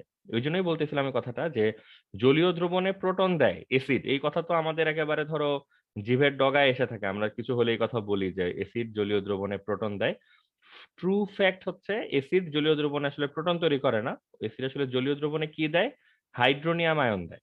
পানি আসলে ওই প্রোটন গ্রহণ করে সে আসলে H+ হিসেবে থাকতেই পারে না, সে হয়ে যায় হচ্ছে H3O+। এই কারণে কোনো জায়গায় যদি আমরা এরকম প্রোটনের কথা বলি, আমরা এটারে আসলে H3O+ হিসেবেই লিখতে পারি। আবার কোনো জায়গায় যদি H3O+ এর কথা বলে, আমরা ওইটাকে ওই শর্ট হ্যান্ডে লেখার জন্য, তাড়াতাড়ি লেখার জন্য H+ হিসেবেই লিখি। তো H+ আর H3O+ এই দুইটা আয়নের মধ্যে আসলে উল্লেখযোগ্য কোনো পার্থক্য নাই, দুইটা আসলে একই কোয়ালিটির একই জিনিস, জাস্ট ছোট করে লেখা আর বড় করে লেখা, এটা হচ্ছে মূল বিষয়। ওই জন্যই দেখবা মানে এসএসসি বা ফার্স্ট পার্টের বইগুলোতে কিন্তু এই জিনিসটা অনেকবার করে অনেকভাবে লিখে বোঝানোর চেষ্টা করছে। কোনো কোনো ওই যে পানির আয়নিক গুণফল 4th চ্যাপ্টারে দেখবা যে কেউ কেউ দুইটা পানির কণাকে নিয়ে এটার ওই যে H3O+ আর OH- এইভাবে লিখছে।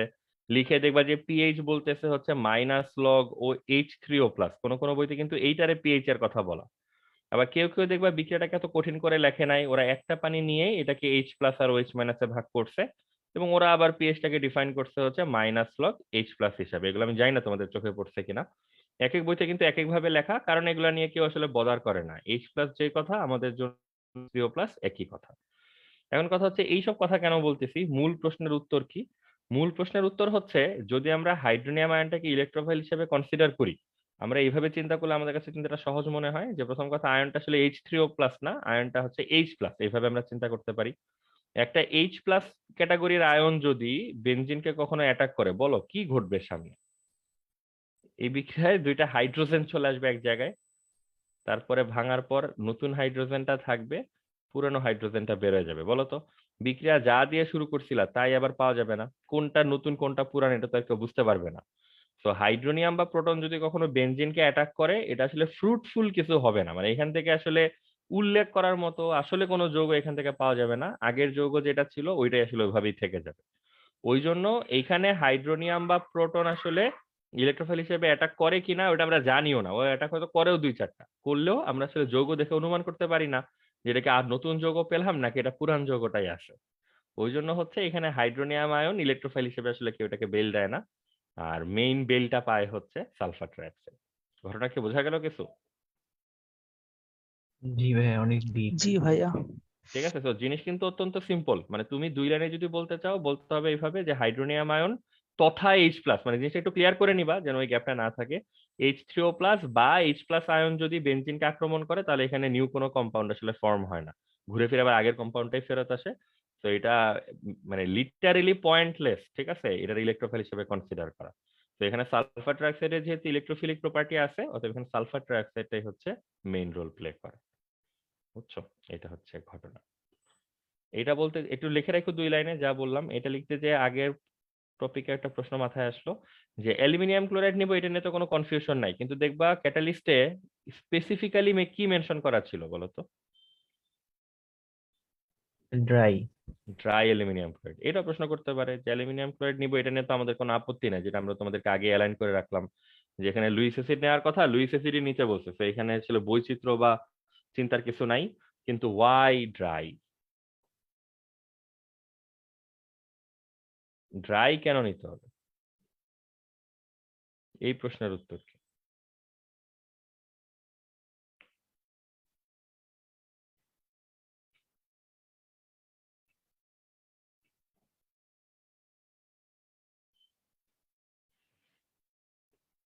কার কোন আইডিয়া এখানে ড্রাই কেন নিতে হবে? দেখো আমরা কিছু পয়েন্ট তোমারে বলি। প্রথম কথা, অ্যালুমিনিয়াম ক্লোরাইডের সাথে যদি পানি থাকে, জাস্ট যদি থাকে আর কি, অ্যালুমিনিয়াম ক্লোরাইডের কাজটা কি ছিল? তার ইলেকট্রন খুব দরকার, সে ইলেকট্রন চায়, তো সে সামনে যে যৌগটা পায় সেখান থেকে পরমাণু মানে অ্যাটম সহ ইলেকট্রন টেনে হেঁচড়ে নিজের কাছে নিয়ে আসে, এটাই হচ্ছে ওর কাজ। এখন পানি যদি অ্যালুমিনিয়াম ক্লোরাইডের সাথেই থাকে, পানির নিজের কাছে তো আসলে অনেক অনেক ইলেকট্রন আছে, তাহলে কি করতে পারে? এই যে অ্যালুমিনিয়াম ক্লোরাইড অত দূর থেকে কষ্ট করে ইলেকট্রন কালেক্ট না করে সে পাশের ওয়াটার থেকে ইলেকট্রন কালেক্ট করে ফেলতে পারে। বুঝতে পারতেছো? প্রথম প্রবলেম হচ্ছে এটা। তো অ্যালুমিনিয়াম ক্লোরাইড যদি পাশের পানি থেকেই তার রিসোর্স বা যা দরকার সেটা পেয়ে যায়, তাহলে তো সে দূরের দোকান থেকে জিনিসপত্র কিনতে যাবে না, মানে দূরেরটাকে সে আসলে নাড়াচাড়া করার চেষ্টা করবে না। তো এটা যদি সে নাড়াচাড়া না করে, তাহলে তো আর এখান থেকে ইলেকট্রোফাইলও জন্ম নিবে না, বিক্রিয়াটা আসলে কমপ্লিট হবে না। বুঝতে পারছো? এই জন্য অ্যালুমিনিয়াম ক্লোরাইডটা এনশিওর করতে হবে এটা যেন ড্রাই থাকে, এটার সাথে যেন এক্সট্রা কোনো ওয়াটার মলিকিউল বা পানি না থাকে। ঠিক আছে, এটা হচ্ছে একটা পয়েন্ট। সেকেন্ড পয়েন্ট হচ্ছে অ্যালুমিনিয়াম ক্লোরাইড এই যে পানিটা যদি আশেপাশে থাকে তার সাথে বিক্রিয়াও করে ফেলে, করে হচ্ছে এই অ্যালুমিনিয়াম হাইড্রোক্সাইড টাইপের যৌগ তৈরি করে। অ্যালুমিনিয়াম হাইড্রোক্সাইড আবার হোয়াইট কালারের প্রিসিপিটেশন, সাদা রঙের অধক্ষেপ হিসাবে পড়ে। অধক্ষেপ বা প্রিসিপিটেশন তো আমরা বুঝি, একটা ফুল টেস্ট টিউবে আলাদাভাবে সেপারেট হয়ে যায় যৌগটা সলিড কন্ডিশনে এসে, তো ও কিন্তু আর ফার্দার কোনো রিয়াকশনে পার্টিসিপেট করতে পারে না। এই সব ঝামেলার কারণে আমরা অ্যালুমিনিয়াম ক্লোরাইডটাকে হচ্ছে ড্রাই রাখতে চাই, সাথে কোনো ওয়াটার রাখতে চাই না। দেখো বোঝা গেল কিনা? হ্যাঁ, নাফি মনে হয় কিছু বলতে যাচ্ছিলাম, বলো। ভাই ড্রাই তো বলছি আমরা অ্যালুমিনিয়াম ক্লোরাইড কে। ড্রাই বলতে কি পাউডার স্টেট বা সলিড স্টেট এরকম কিছু, মানে হ্যাঁ হ্যাঁ, ওটা বুঝতে পারো লিকুইড না? মানে, না লিকুইড না, লিকুইড তো নাই, মানে সলিড স্টেটে থাকার পরেও তো সাথে পানির পার্টিকেল থেকে যেতে পারে অল্প স্বল্প, তো এখানে যেন না থাকে সেটা এনশিওর করতে হবে আর কি। জি ভাই, আর যদি মানে জিনিসটা লিকুইড হতো তাহলে তো আমরা বলতাম ডিলিউটেড বলতাম না, মানে পানি থাকবে না আর কি। না, লিকুইড হলে তো ধরো পানি থাকবেই, ডাইলুটেড বা ওগুলা তো বলা যাবে না, ওগুলা তো সবগুলাতেই তো পানি থাকে। জি ভাই, মানে টার্ম নিয়ে একটু কনফিউশন লেগে যায় মাঝে মধ্যে, যে আমরা যে বলি ডিলিউটেড H2SO4, আবার কনসেন্ট্রেটেড, মানে পানির মাত্রা কম বেশি এরকম। আর এটা তো মানে সলিড স্টেট দেখে ড্রাই বলা হচ্ছে। হ্যাঁ, মানে এটা হচ্ছে তোমার ড্রাই হইতে হবে, সলিড স্টেট যদি আমরা না যাই, অন্য কোনো স্টেটে যদি সে থাকে, জেল টাইপের হইতে পারে, অনেক রকম হইতে পারে, মানে পানি যেন না থাকে সেটা এনশিওর করব। জি আর ভাই। যদি প্যাচ পুচের চিন্তা না করি তাহলে সলিড রাখতে হবে, এটা বলে দিতে পারো, সমস্যা নেই। জি ভাই। কিন্তু মানে সলিড ডাজন্ট নেসেসারিলি মিন যে এটা ওয়াটার বিহীন অবস্থায় আছে, সলিডের মধ্যেও তো ওয়াটার পার্টিকেল থাকে। জি কপার ভাই। Sulphate 5H2O, zinc sulphate 7H2, এগুলো তো সলিডই, কিন্তু ওয়াটার তো আছে, তো ওয়াটার থাকা যাবে না, এটা হচ্ছে মূল পয়েন্ট। তুমি সলিড লিকুইড নিয়ে আমরা আসলে কোনো কমেন্ট করি না, কেউ শুনতে চাইবে না কখন। জি ভাই। বুঝছো, এটা হচ্ছে ব্যাপার। ঠিক আছে, তাহলে যা যা বললাম এগুলো একটু নোট রাখো, সবগুলোর সাথে একটা দুটা করে পয়েন্ট ডিসকাস করা হলো। তাহলে আমাদের বেনজিনের যে সাবস্টিটিউশন রিঅ্যাকশন গুলো ছিল এগুলো মোটামুটি ভাবে ডান, এগুলো নিয়ে আসলে আর কথাবার্তা বলার কিছু নাই। এখন হচ্ছে আমাদেরকে বরং একটু অন্য জিনিসপত্রের দিকে ফোকাস করতে হবে।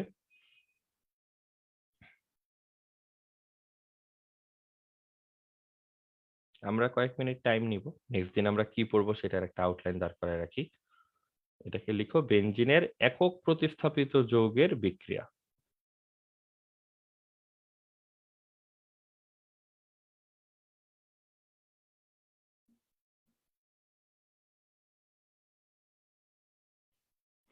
ঠিক আছে, একক প্রতিস্থাপিত যৌগ মানে হচ্ছে মানে মোনো সাবস্টিটিউটেড বেনজিন ডেরিভেটিভস।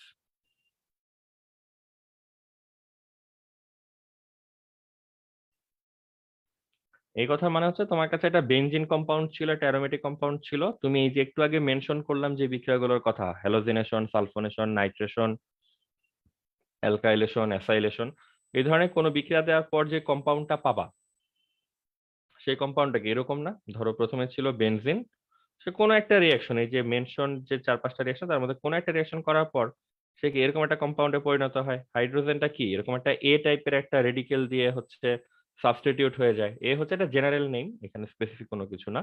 তো এটা এই যে কম্পাউন্ড গুলা এগুলাকে আমরা বলি হচ্ছে বেনজিনের একক প্রতিস্থাপিত যৌগ বা মোনো সাবস্টিটিউটেড কম্পাউন্ড, মানে একটা মাত্র অ্যাটম যদি কোনো অন্য রেডিকেল দিয়ে অন্য অ্যাটম দিয়ে রিপ্লেস হয় তখন এই কম্পাউন্ড গুলাকে মোনো সাবস্টিটিউটেড বা একক প্রতিস্থাপিত যৌগ বলা হয়। এখন বেনজিনের যেটা সমস্যা, এই একক প্রতিস্থাপিত যৌগে আরো মূলক আসতে পারে, ধরো বি নামে একটা রেডিকেলকে আমরা এখন এই এ বেনজিন যে যৌগটা এই বক্সের দিকে নিয়ে আসতেছি, তখন নতুন করে একটা প্রবলেম এরাইজ।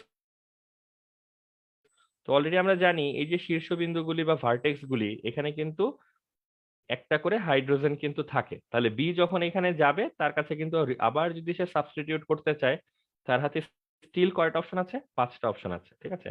এই 5 অপশনের মধ্যে বি কোনটা পিক করবে, কোনটা পিক করবে না, কেন পিক করবে, কেন পিক করবে না, এরকম অনেক প্রশ্ন আমাদের সামনে আসবে সামনে। তো আমাদেরকে এই প্রশ্নগুলোর যথাযথ উত্তর খুঁজে বের করতে হবে। এই টপিকটাকে আমরা বলতেছি যে বেনজিনের একক প্রতিস্থাপিত যৌগ।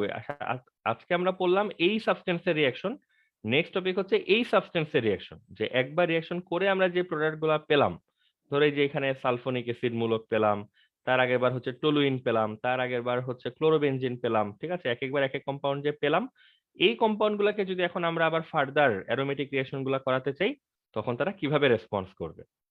ঠিক আছে, সবার কাছে কি ব্যাকগ্রাউন্ড ক্লিয়ার, মানে কি পড়তে যাচ্ছি?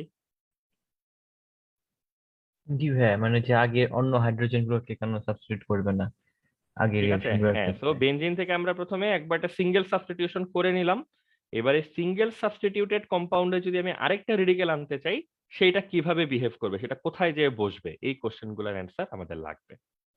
ঠিক আছে,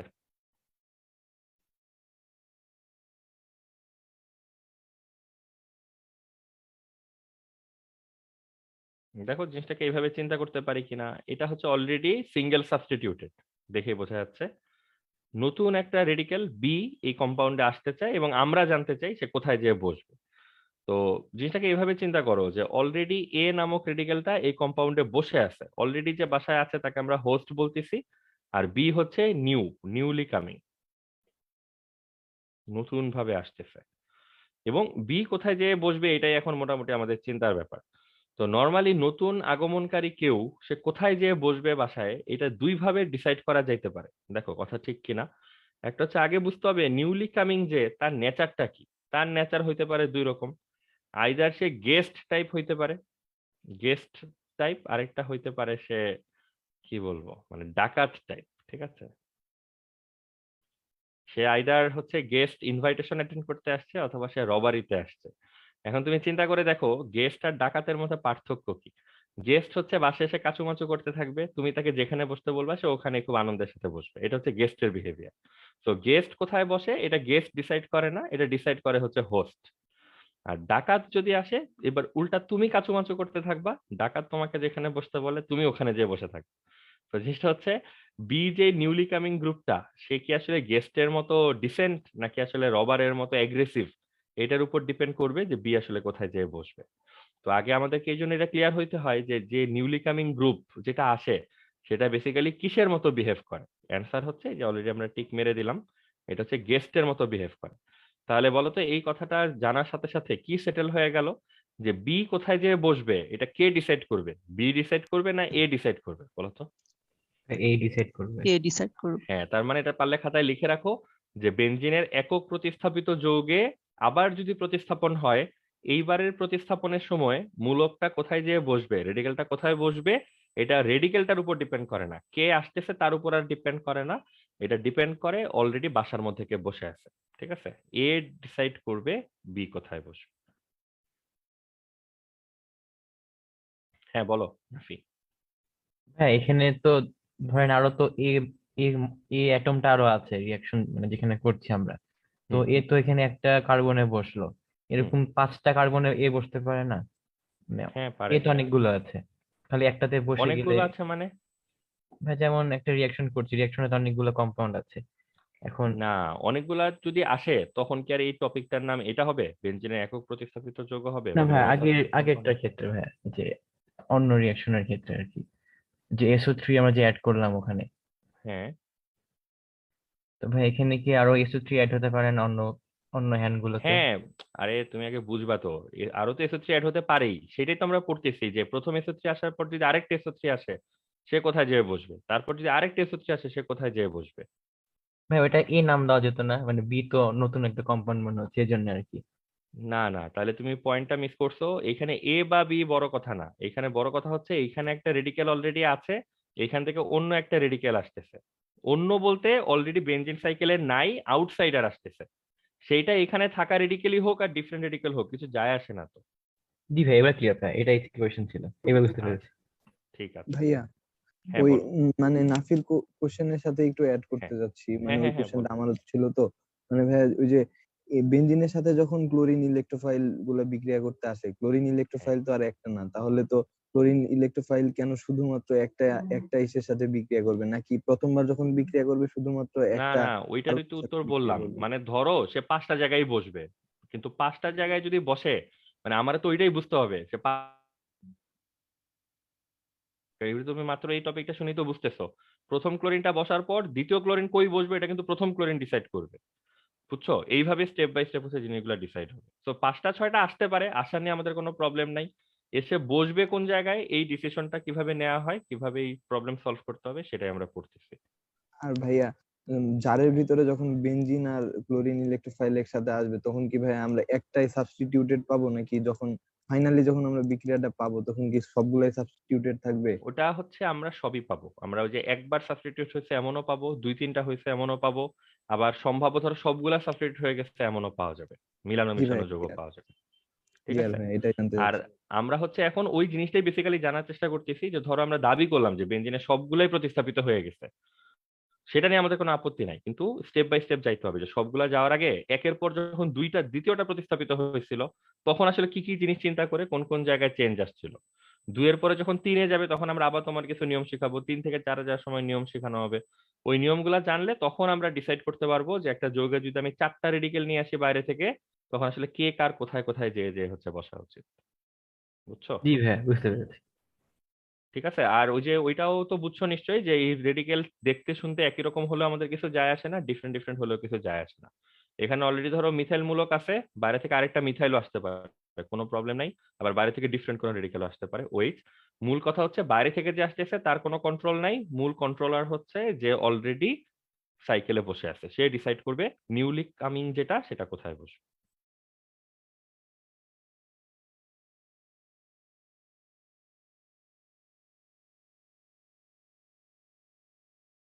আর এখানে একটা জিনিস হচ্ছে এ যেহেতু আমরা বুঝতেছি মানে সে প্রবল ক্ষমতাবান, সেই এখন সব কন্ট্রোল করে যে বি কোথায় বসবে।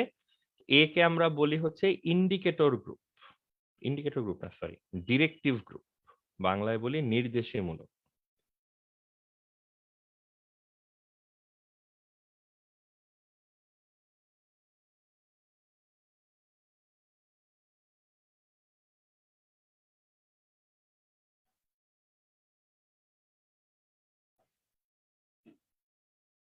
এটার নাম ডিরেক্টিভ গ্রুপ বা নির্দেশমূলক কেন? কারণ সে নতুন মূলক আসলে ডিরেকশন দেয়, নির্দেশ করে যে নতুন মূলকটা কোথায় কোথায় বসা উচিত।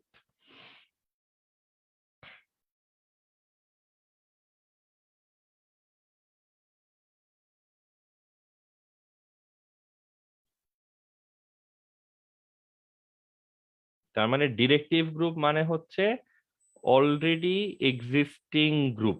গ্রুপ মানে হচ্ছে মূলক, পরমাণু এসব বোঝানো হচ্ছে ইন বেনজিন রিং। ঠিক আছে, দেখো কারো কোনো আন্ডারস্ট্যান্ডিং এ যেন গ্যাপ না হয়। নির্দেশমূলক বলতে তাহলে কি বোঝানো হয়? বেনজিন রিং এর উপর অলরেডি যে মূলকটা বসানো আছে বা যে পরমাণুটা বসানো আছে সেটাকে আমরা বলি হচ্ছে নির্দেশমূলক বা হচ্ছে ডিরেক্টিভ গ্রুপ। এটাকে আমরা দুইটা ক্যাটাগরিতে ভাগ করে রাখছি। তার মানে একটা বেনজিন রিং এর মাথায় যেই কণাটা বসে আছে সেটা সম্ভাব্য দুইটা গোষ্ঠী থেকে বিলং করতে পারে, দুইটা ক্যাটাগরি থেকে আসতে পারে। একটাকে আমরা বলি হচ্ছে ওপি নির্দেশক, ওপি ইন্ডিকেটর বা ওপি ডিরেক্টিভ, আর একটাকে বলি হচ্ছে এম ডিরেক্টিভ। এই ওপি এবং এম এর তাৎপর্য কি? সেটা হচ্ছে আমরা বেনজিন রিংটাকে কয়েকটা ভাগে ভাগ করে রাখছি। ধরো এটা হচ্ছে আমাদের সেই হোস্ট যে অলরেডি বসে আছে, আমি আর কোনো নাম দিলাম না এবার। এটা হচ্ছে বেনজিন রিংটা। আমরা এই যে হোস্ট বা ডিরেক্টিভ গ্রুপ তো এটারই বলি, তাই না? এই ডিরেক্টিভ গ্রুপের রেসপেক্টে বেনজিনের বাকি যেই লোকেশনগুলি আছে, ধরো এখানে একটা লোকেশন দেখা যাচ্ছে, এখানে দেখা যাচ্ছে, এই দুইটা জায়গায় দেখা যাচ্ছে, এখানে দেখা যাচ্ছে, এই 5টা লোকেশন। ডিরেক্টিভ গ্রুপের সবচেয়ে কাছের যে দুইটা লোকেশন, এই দুইটা লোকেশনের নাম হচ্ছে অর্থ পজিশন, অর্থ অবস্থান। মাঝের যে দুইটা এগুলাকে আমরা বলি হচ্ছে মেটা পজিশন। আর সবচেয়ে ডিস্টেন্ট যেটা এটাকে আমরা বলি হচ্ছে প্যারা পজিশন। ঠিক আছে, বাংলা এইভাবেই লেখে, অর্থ, মেটা, প্যারা। এগুলা হচ্ছে বেনজিন রিং এর 3টা লোকেশন। তো আমাদের যখন আমরা ডেসক্রাইব করি, বর্ণনা করি যে নতুন মূলকটা কোথায় এসে বসতেছে, তখন এইভাবে উল্লেখ করলে বুঝতে সুবিধা হয় যে অর্থ পজিশনে এসে বসলো, মেটা পজিশনে এসে বসলো, প্যারা পজিশনে এসে বসলো। এটা বললে কাউকে বোঝাতে আমাদের অনেক সুবিধা হয় যে আসলে মূলকটা কোন জায়গাটাতে এসে বসছে। তো নির্দেশমূলক যে তার সম্ভাব্য দুইটা গোষ্ঠী থেকে আসা সম্ভব, একটা হচ্ছে অর্থ প্যারা নির্দেশক, একটা হচ্ছে মেটা নির্দেশক। যদি আমরা কোনোভাবে বুঝতে পারি যে ধরো এই মূলকটা একটা অর্থ প্যারা নির্দেশক, তাহলে নতুন মূলক গুলা এসে আমরা দেখবো যে হয় অর্থ পজিশনে বসতেছে অথবা প্যারা পজিশনে বসতেছে, এই দুইটা ছাড়া অন্য কোথাও তারা বসবে না। আবার যদি আমরা দেখি যে এ মূলকটা একটা মেটা ইন্ডিকেটর গ্রুপ থেকে আসছে, তখন আমরা দেখবো নতুন মূলক সবসময় শুধু মেটা পজিশন গুলাতে বসতেছে, অন্য পজিশন গুলা অ্যাভয়েড করার চেষ্টা করতেছে। তার মানে আমরা যদি একটা ডিরেক্টিভ গ্রুপ মানে অলরেডি যে মূলকটা বেনজিন রিং এ বসে আছে এইটার নেচারটা যদি বুঝতে পারি, এটা ক্যাটাগরিটা যদি বুঝতে পারি, সে কোন ক্যাটাগরি থেকে আসে বা কোন ক্যাটাগরির সে মেম্বার, সে কি ওপি ইন্ডিকেটর নাকি সে মেটা ইন্ডিকেটর, তাহলে সেকেন্ড মূলক যেটা আসতেছে সেটার গতিবিধি আমরা বলে দিতে পারবো, সেটা কোথায় কোথায় বসবে সেটা আমরা বলে দিতে পারবো। কথাবার্তা বোঝা যাচ্ছে ক্লিয়ারলি? জি ভাইয়া।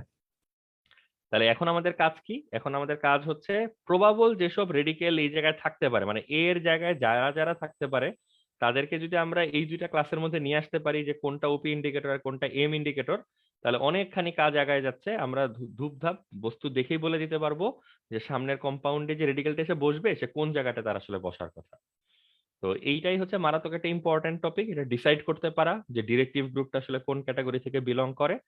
আমরা আজকে হচ্ছে ক্লাস শেষ করবো একটা আনসাইন্টিফিক উপায় দিয়ে, ঠিক আছে? এটা জাস্ট টিপস হিসেবে রাখতে পারো, এটা মেইন স্ক্রিপ্টে লেখা যাবে না, শুধু জানার জন্য যে কোন রেডিকেলটা আসলে কোন গ্রুপ থেকে বিলং করে। আমরা নর্মালি যেটা ক্লেম করি যে যদি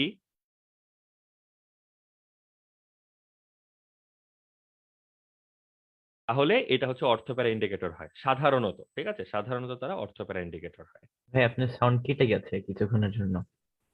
আচ্ছা, সবার জন্যই তো মনে হয় কেটে গেছে, আমি এখানে দেখলাম নেটে মনে হয় একটু প্রবলেম হচ্ছিল। এখন কি শুনতে পাচ্ছো সবাই? জি ভাই এখন ক্লিয়ার। জি ভাই, আচ্ছা, তাহলে আমি কথাটা জটিল আরেকবার একটু পর থেকে। হ্যাঁ, আমি একটু রিপিট করি। সেটা হচ্ছে যেই মূলকগুলো অলরেডি বেনজিন রিং এ প্রেজেন্ট থাকে তাদের মধ্যে যদি সবার মানে রেডিকেলটার মধ্যে যদি অল সিঙ্গেল বন্ড থাকে তাহলে আমরা এই রেডিকেলটারে হচ্ছে অর্থোপ্যারা ইন্ডিকেটর বলবো, ঠিক আছে? যেমন মিথাইল, বলতো এটার মধ্যে কোনো ডাবল বন্ড বা ট্রিপল বন্ড আছে, পাই বন্ড আছে? না ভাই নাই। সব তো সিঙ্গেল। মিথাইল মূলক, এটা একটা ortho para indicator. OH ortho para indicator. Halogen ortho para indicator. NH2, NH2 কিরকম? N এর সাথে দুইটা H, তো সব তো সিঙ্গেল, NH2। এইগুলা সব হচ্ছে অর্থোপ্যারা ইন্ডিকেটর। আর মেটা ইন্ডিকেটর হচ্ছে পাই থাকবে, যেমন NO2, NO2 তে পাই আছে, এটা দেখতে হচ্ছে যে এই টাইপের। তারপর কে আছে? CHO, এটা তারা একে দেখানোর কিছু নাই, CHO তে তো ডাবল বন্ড থাকেই, COOH, ঠিক আছে? তারপর সায়ানো, এই টাইপ। এগুলি সব হচ্ছে আমাদের মেটা ইন্ডিকেটর। তাহলে এটা হচ্ছে জাস্ট মাথায় রাখার, মনে রাখার একটা টিপস যে কারা কারা হচ্ছে সিঙ্গেল বন্ডেড, মানে যারা যারা সিঙ্গেল বন্ডেড তারা হচ্ছে সব অর্থোপ্যারা ইন্ডিকেটর, আর যাদের মধ্যে পাই বন্ড আছে সেগুলা হচ্ছে মেটা ইন্ডিকেটর।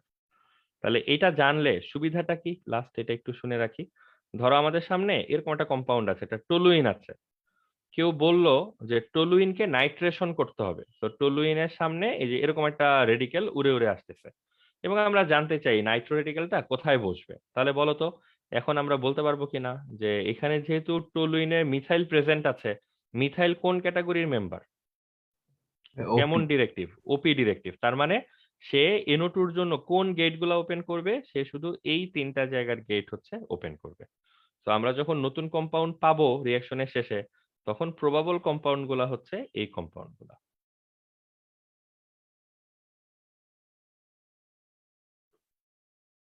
এই কম্পাউন্ড গুলা হচ্ছে পাবো। এই পজিশন আর এই পজিশন হচ্ছে সেম পজিশন, মানে একটাতে এসে বসলেই হয়, একটাতে বসলে আরেকটা দেখবো যে আইসোমার টাইপের আর কি, মানে আলাদাভাবে আর মেনশন করা লাগে না। তো তুমি অর্থ পজিশনে এসে বসছে এরকম কিছু কম্পাউন্ড পাবা, আর প্যারা পজিশনে এসে বসছে এরকম কিছু কম্পাউন্ড পাবা। সবার কাছে আইডিয়া ক্লিয়ার যে আসলে আমরা এই জিনিসটা জেনে কি লাভটা হচ্ছে আমাদের? আমরা যে সামনের কম্পাউন্ডটা প্রেডিক্ট করতে পারতেছি যে কোথায় এসে মূলকটা বসবে, এটাই হচ্ছে এই নলেজটার কাজ। আবার যদি আমরা দেখি এখানে কোন একটা নাইট্রোবেনজিন টাইপ কম্পাউন্ড ছিল, এটাকে আমরা ধরো অ্যালকাইলেশন করব, তো এই অ্যালকাইল গ্রুপটা এসে এইখানে বসবে। তাহলে অ্যালকাইল আসবে না ফ্যালকাইল আসবে এটা আসলে ইম্পর্টেন্ট না, ইম্পর্টেন্ট হচ্ছে এখানে বসে আছে কে? NO2। কোন ক্যাটাগরি থেকে আসে? মেটা ইন্ডিকেটর। তাহলে সামনে যে মিথাইল গ্রুপটা বসবে এটার প্রবাবল পজিশন কোথায় হবে? এই যে আইদার এই জায়গায় অথবা এই জায়গায়, একই কথা, যে কোনো এই জায়গায় লিখলেই হয়। কম্পাউন্ডে এই কারণে ডিরেক্টিভ গ্রুপের কনসেপ্ট খুব ইম্পর্টেন্ট, আদারওয়াইজ নিউলি কামিং গ্রুপকে কোথায় অ্যাকোমোডেট করাইতে হবে, কোথায় কানেক্ট করতে হবে, এই আইডিয়া ক্লিয়ার হওয়ার কথা না কারো। ঠিক আছে, যতটুকু বললাম এতটুকু ক্লিয়ার? জি ভাইয়া ক্লিয়ার। ঠিক আছে, আরেকটা লাস্ট জিনিস বলে রাখি যেন মনে থাকে, আমরা নেক্সট দিন যেন এখান থেকে স্টার্ট করতে পারি। তাহলে একটা জিনিস বুঝলাম যে সিঙ্গেল সাবস্টিটিউশন, একবার সাবস্টিটিউশনের পরে যে রেডিকেলটা আসে সে একটা গুরুত্বপূর্ণ জায়গায় হিট করে, সে হচ্ছে সে পজিশন ডিটারমিনেশনে হেল্প করে, নতুন রেডিকেল গুলা কে কোথায় বসবে তাদেরকে গাইড করা, ডিরেকশন দেওয়া, এই কাজটা করতে হেল্প করে। আর অলরেডি সে যে রেডিকেলটা বসে আছে সেটা আরেকটা কাজে হেল্প করে, সেটা হচ্ছে রিঅ্যাকশন রেট, বা বাংলায় যেটাকে আমরা বিক্রিয়ার গতি বলি। এই মূলকগুলা এসে জাস্ট বসে থাকার কারণে এই যে মাথার উপর এ মূলক বা যাই বলি, এই মূলকগুলা কি করতে পারে? বিক্রিয়ার গতিকে হচ্ছে খুব ভালো কন্ট্রোল করতে পারে। এরা বিক্রিয়ার গতিকে বাড়াতেও পারে, কমাতেও পারে উইথ রেসপেক্ট টু বেনজিন, ঠিক আছে? বেনজিন ইসলাম এ এখন যেটা করতে পারে আগের রিয়াকশনের তুলনায় এই রিয়াকশনটা রেট বাড়াতেও পারবে কমাতেও পারবে। তো আমরা এটা নিয়েও কথা বলবো, এটা নিয়ে আর অল্প সময়ে বলে তেমন কিছু বোঝা যাবে না। তো আমাদের নেক্সট দিন আমরা দুইটা জিনিস নিয়ে হচ্ছে কথা বলবো। একটা হচ্ছে আগের এই জিনিসটা যে অর্থ প্যারামিটার, আমরা তো আনসাইন্টিফিক ওয়েটা বললাম, তো সাইন্টিফিক্যালি কিভাবে এই জিনিসটাকে বের করে এটা জানতে হবে। মাথায় রাখো যে এটার সাইন্টিফিক জিনিসটা হচ্ছে জানতে হবে। আর সেকেন্ড হচ্ছে আমরা ওই যে মোনো সাবস্টিটিউটেড কম রিঅ্যাকশন রেট কম বেশি কিভাবে হয় এই জিনিসটা হচ্ছে জানতে হবে। ঠিক আছে, তাহলে আজকে থাকুক এই পর্যন্ত। সবাই একটু ঝড়ের বেগ এগুলো বাসায় পড়তে থাকো। আগের লেকচারে যদি কিছু বাকি থাকে সেগুলোও দেখতে থাকো, মানে সাথে সাথে থাকার চেষ্টা করো যতটুকু পারা যায় আর কি। পারলে সামনেও পড়ে ফেলো, যেন পড়ানোর সময় হচ্ছে জিনিসপত্র ধরতে পারো কিভাবে কি হচ্ছে। ঠিক আছে, আর রাহাত যদি কারো কাছে হেল্প চায় তাহলে রাহাতকে তোমরা হেল্প করবা, যেহেতু রাহাত আমি জানি না নেটের প্রবলেম না কি কারণে সে বুঝতে পারলো না বিষয়টা, ওটা তাহলে পরে শুনবো ওর কাছ থেকে। ঠিক আছে, তাহলে আজকের জন্য আল্লাহ হাফেজ তোমাদের। আসসালামু আলাইকুম ভাইয়া। আসসালামু আলাইকুম ভাইয়া। আসসালামু আলাইকুম ভাই।